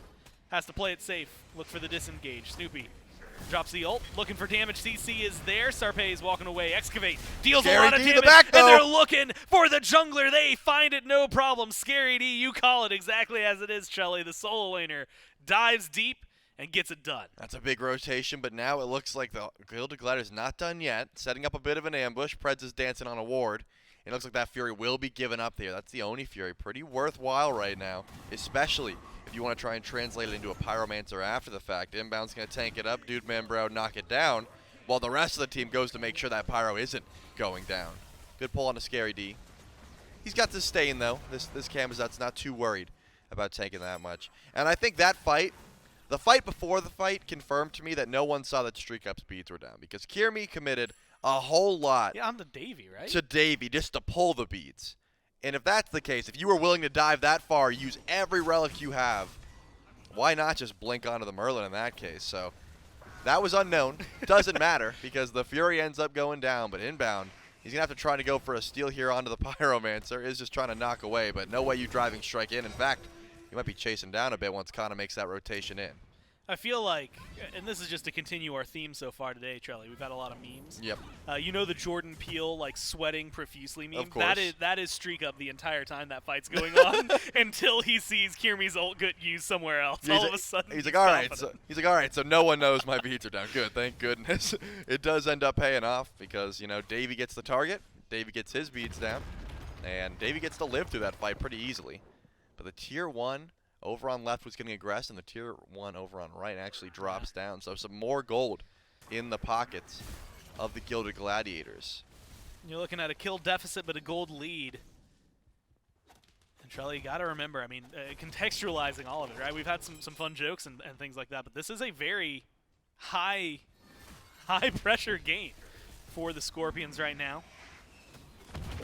Lose this one, your hopes, you know, talking to Predss, the console boys, trying to get somewhere with their career into the SBL, one of their pipe dreams that they've been looking for, maybe trying to make it from a pipe dream into a reality. They're one game away from that potentially being stripped away this year. For the Gladiators, for Kyrmi, for Scary D, for Snoopy at this point, and Inbound making it back into the SBL, as Inbound had said, getting a salary to play this game for the year. Plus all the cool things we have in store. Look, man, Season 10, it's going to be a good one. And it all starts here for somebody. You got to make these plays happen if you're the Scorpions. You got to figure out where it's going to be. And small things like maybe Kyrmi jumping in and not having their ult because they missed it on the last target could help you out here. Damage from Sarpeii onto Scary D around the blue buff. Might be the thing they need to open up this conversation. Sarpeii walks into a corridor with 3, but still finds 1. Kana is looking to make it 2, trying to get the burn onto Kyrmi. Kyrmi finds the leap stun onto Predss, and it's just been a march in one by the Scorpions. It's not winning them this fight. Instead, it's giving a double kill over to the jungler. It's picking up 1 for Snoopy, and you're losing 3 if you're on the Scorpions, not finding a thing other than Scary D. Yeah, what else is going to be grabbed, though? The Gilded Gladiators have a lot of opportunities here. iDavy, Once again, staying over in left lane, not making that rotation out. He's going to push down to tier 1 tower while his team loses that fight. Still up in kills, but the gold in favor of the Gilded Gladiators. That tier 1 is going to help mitigate a bit of that differential. I'm thinking Primal Fury could be the next target here. It didn't seem like, even though it was a big win for the Gilded Gladiators, they didn't want to go for Fire Giant just yet. They don't quite have the DPS to confidently make a pull like that. So they're just going to probably group up on the left side of the map, vision a big battle. I think both teams stocked with wards, but at the moment the Aaru Scorpions have plenty in the inventory. They want to make sure they know exactly when this Primal Fury is being pulled, or at the very least looked at, as the Aaru Scorpions step up into mid lane, making their presence known. They're not just going to sit back, and actually the Runic Bomb dropped to confirm the tier 1 tower. That's going to give some gold in the pockets of the Scorpions as well. Gotta feel like you're making a nice little changes. And again, the little changes matter a lot right here. Gold virtually next to each other. I mean, 18 minutes in, might as well just be even. Kills 8-7 in favor of the Scorpions, but that last fight, 1 for 3. Maybe riding a little too heavily on their minds. So the Gladiators, with the option to start things up, it's inbound, finding a double push against the wall. The two-man stun is big, but Kyrmi is taking a lot of damage in the process. Can't get out of here. StreakUp picks him up, but they lose Predss. It's 1 for 1 so far. Davy dove on. Scary D finds him, gets rid of him, and is looking to lock down a little bit more. Chasing down Cxnnahh, looking for a third kill. Just barely gonna find it, but it does not matter. This Camazotz has been getting things done. 1 for 3 trade in favor of the Glads. It looks like that Primal Fury still on the target here, but Sarpeii's nearby. Not going to go for the steal. Looks like Purple Buff is the call. And StreakUp's going to head over to Pyromancer, being chased by Scary D. I guess just checking it out. Yeah, there's no way anyone on the side of the Scorpions wants to step up. But maybe Sarpeii is going to find a blink in. He's trying to fight this. He's going for it. He gets the kill onto Dude Man, bro. Look, small wins, right? Small victories is where you got to count it. And that one counts as a small victory in and of itself. You're starting to fall behind. Your kill lead was big. Your gold lead never was. And Gladiators catch up to one, take over the other. Got to make these plays. Predss looking for one himself. Tries to steal the Pyromancer.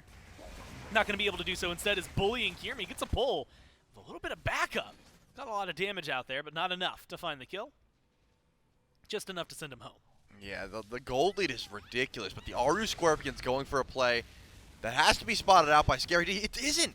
He was so close, he didn't hear it. They're going for the pull. Kyrmi's weak. It's only inbound. He's going to walk up. He's going to find it out. Scary D's going to be here as well. Fire Giant's low. Someone's got to get in there. They're going to jump in, and they're looking for it. Gladiators take the Fire Giant away, and they're going to fall back. Inbound pulled in, and yes, he dies, but it is so worthwhile. 4 with the Fire Giant. Steel comes big. Bat out of hell. Makes the play. I mean, Scary D's on cooldown buff. Doesn't hear them. Goes to clear a wave, and Bobby's like, hey, I think I hear something, guys. We might have to group up on Fire Giant. Boulder's a little bit early. Goes in for some damage, but the bat out of hell, the swoop from Scary D, able to steal that one away, and that's huge. The Aaru Scorpions have tried a lot of plays this time around. Sarpeii goes in for a questionable gank. I mean, almost doesn't pull it off. Gets the kill on the Dude Man, bro. Gets out safe. Could have been risky. Is not. They feel confident with that. They go to Fire Giant and end up losing it. As you've said already, Gore, the weight of this matchup cannot be weighing heavier. Their chance at SPL, the second their Titan drops, is gone. And to make a call like that and for it to be stolen away with 163 damage, not easy to come back from. Putting the pressure on. Lose a tier 1 right after Inbound falls down. They make up for it, though, Trelly. They pick up a tier 2 in mid. The Gladiators are starting to scan the horizon. Maybe see the Niflheim wargs waiting for them.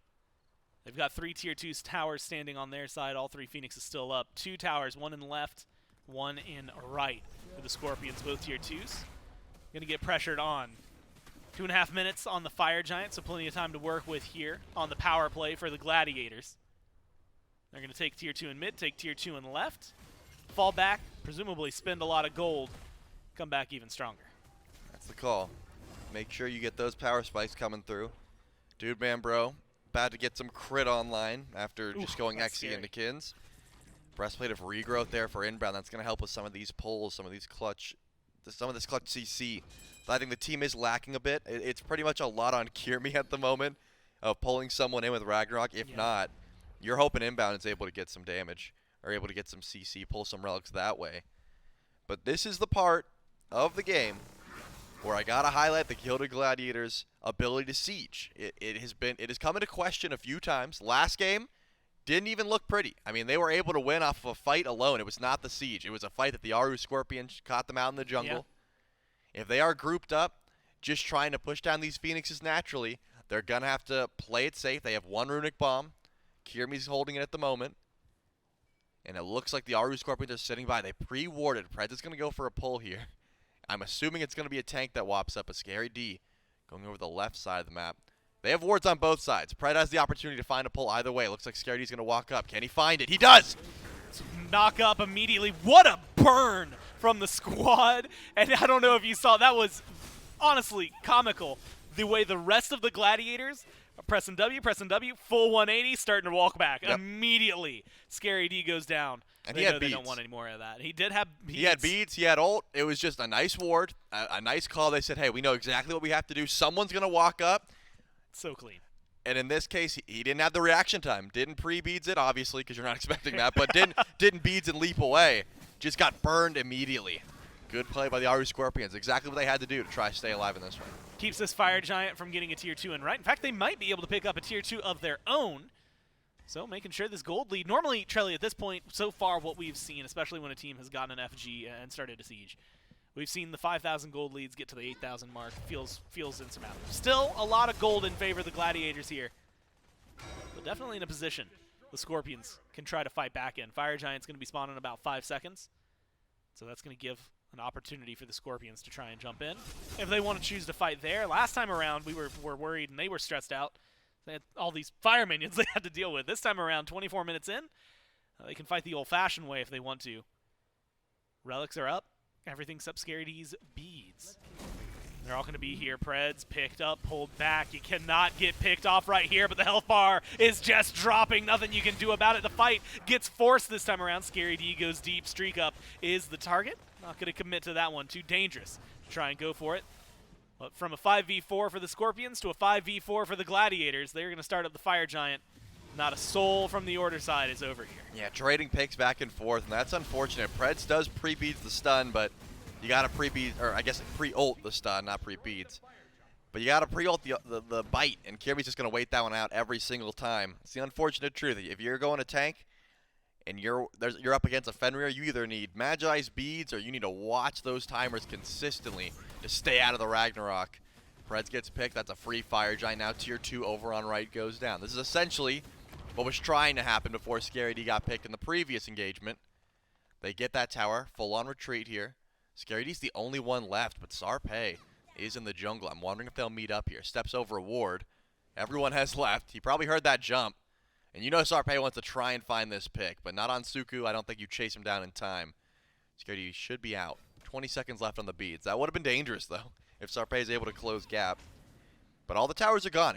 It's just 3 Phoenixes left.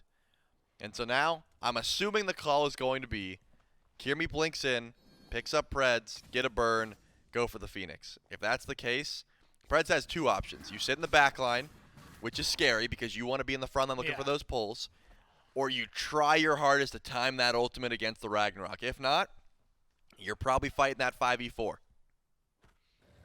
A lot of work cut out for him. You had mentioned it last game, though. And you had mentioned it earlier. If you're going to defend here, it's going to be on these sieges, specifically around the Phoenixes. Pings coming out from the Gladiators. One on mid, one on left. So we know what their targets are. Charlie, I got to ask you before they get there, do you like the Scorpions' defense chances around the Phoenix line? I don't. It's rough. It's all on Merlin. It's all on Pred's positioning, yeah, because StreakUp's going to have plenty of damage. I think Davey has plenty of clear as well.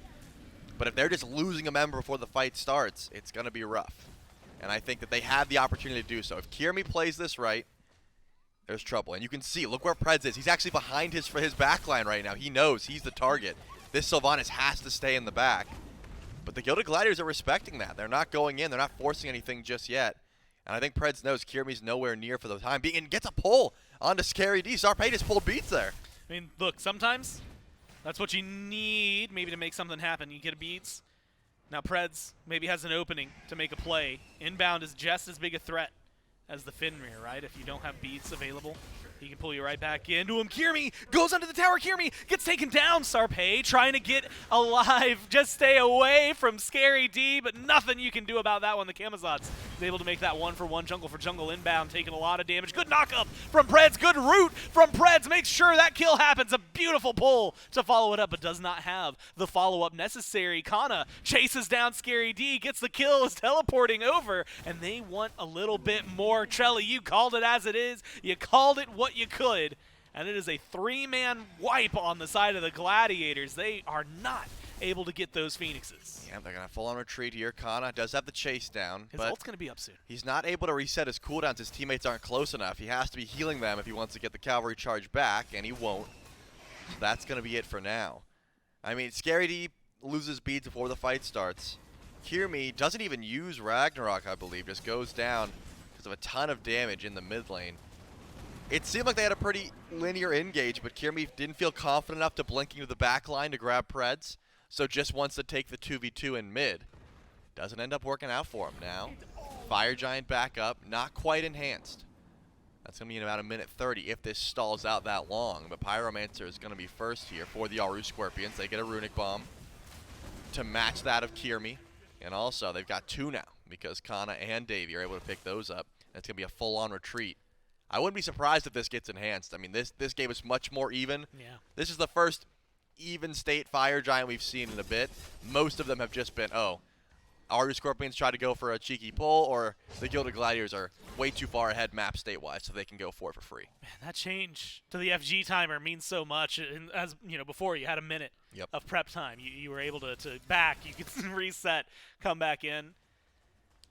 Sometimes even die in the last 5 seconds of a Fire Giant buff and still respawn in time. Now you have to play it carefully. It comes right back up once the buff is gone 4 minutes later. That gives the Gladiators just enough time to get advantage over the pit. Grouping right now from the Scorpions. Scary D is just pushing. Yeah, left side's got minions starting to head in towards it. Scary And Lizards. D is about to be there as well. You got Lizards in mid plus a minion wave. Sarpeii stuck in limbo right now, finally committing to go and clear up some of these waves. But is he going to be a little too late? Scary D starts the damage up. The Lizards hold out until he gets minions back. Minions are there. He gets the autos he needs, burns his beads. With the bat out of hell, should be out of here. Sarpeii going to continue the chase. Why Looks didn't for the he knockup, blink? not able to find it. Just closes the gap, but he's got the damage. Can he find a little bit more? No. He wants to Now fight. he has to play this carefully. Scary D has taken a little bit of healing. The autos are there, but no Scary. Finds it, and the other side isn't going any better. Predss is left alone. Davy comes in, but everybody's gone. They've all been wiped. The Fire Giant on the side of the Gladiators, and they're going to send the Scorpions home. The Gladiators keep their tournament alive and win this set. I cannot believe that Scary D wins that 1v1. I mean, he used so much to try to escape. He actually walked into Phoenix a bit early and had to use his leap just to make sure that Phoenix goes down. And that was it. The full-on wipe.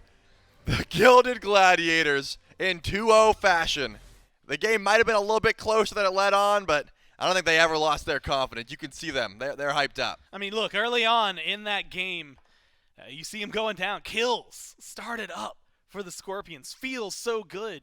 But Charlie, it never translated to gold. In fact, we slowly see the Gladiators. It was like 7-3 in terms of kill. And they had like a 500 gold lead on the other side. Yep. That farm game, their early game, the way they were playing it. But even this time, despite the one siege that didn't go well, the rest of the sieges able to finally click and get the Gladiators one step closer to the SBL. Yep, and I think Scary D may have made the call, like, guys, I don't know. I haven't liked these sieges too much. I'm going to just go get a Phoenix. You get Fire Giant, I'm going to go get one. I think he was pretty confident he was dying for that. And then he just turns it on to Sarpeii, and after that, I think it just gave the team the confidence to make sure they won that one handedly.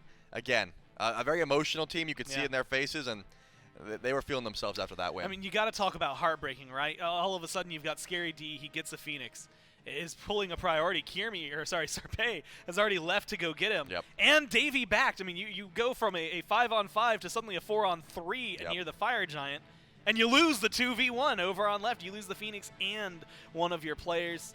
I think just well played by the Gladiators. Yep. Good shot calls, and they finally open themselves up. They are now one set away from potentially making it into the SBL. We'll find out if they can do it, but before all that, the desk's going to break this one down. That's right, job's not done for the Gilded Gladiators, but one step closer, the final step, just around the corner, in their dream and their hopes to make it back to the Smite Pro League. Get it done in 2-0 fashion here, Myth, against the Aaru Scorpions. That's a tall task. The Scorpions team, very talented. They had an outside shot, maybe even better than an outside shot at making it into the SPL, the Scorpions did. And so for this to be a clean 2-0 win for the Gladiators, despite some road bumps, they had to face adversity here in this game too, able to cleanly turn it around in the late game.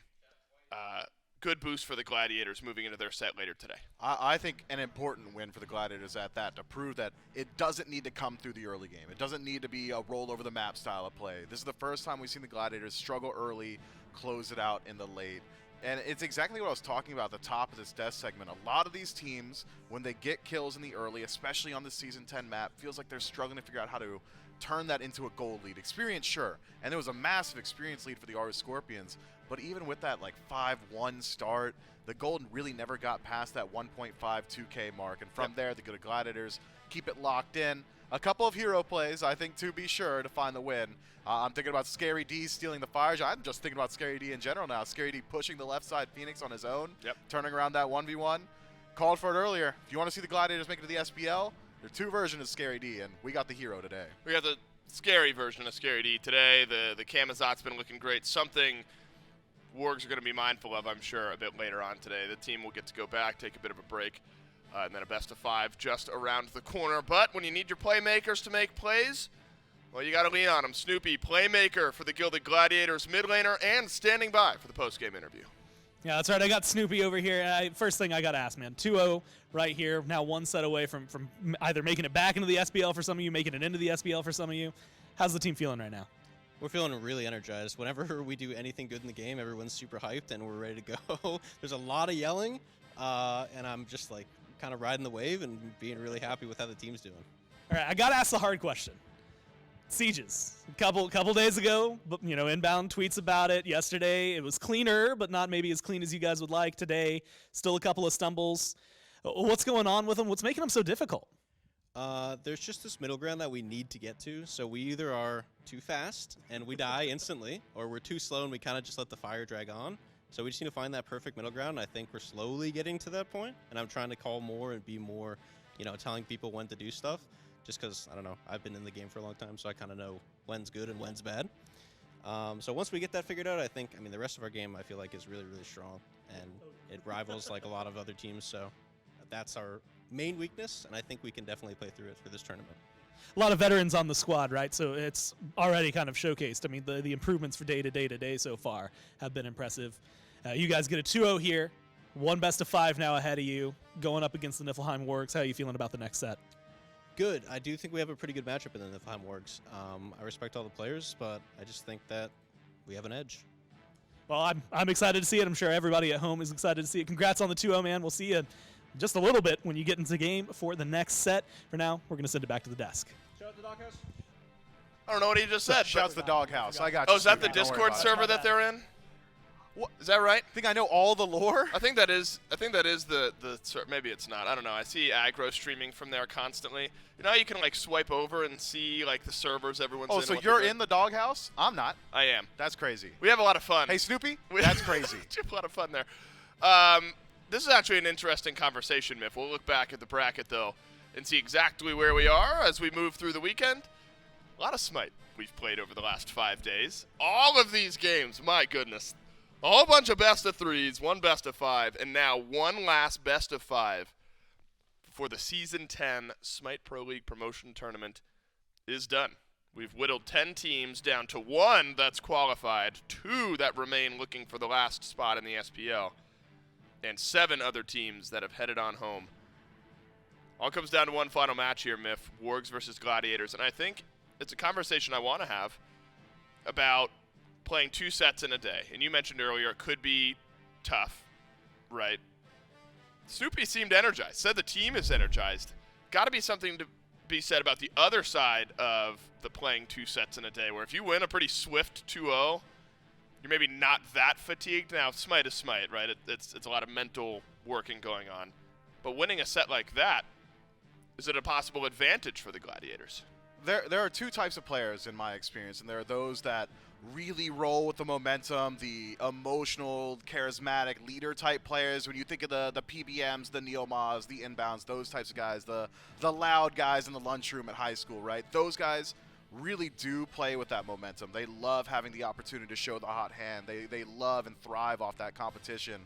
But it's the dedicated shot callers. It's the guys who are playing chess in the Smite match. I'm thinking of like the Genetics of the world, the ones that are really thinking hard about your next move, the pace of the game, that type of stuff, that high level, high number crunchy, all cerebral style play, that can start to drain on you. Fortunately for the Gladiators, I think that set being as quick as it was and having a little break between should rejuvenate them. And I mean, you heard it from Snoop, you saw in the cams.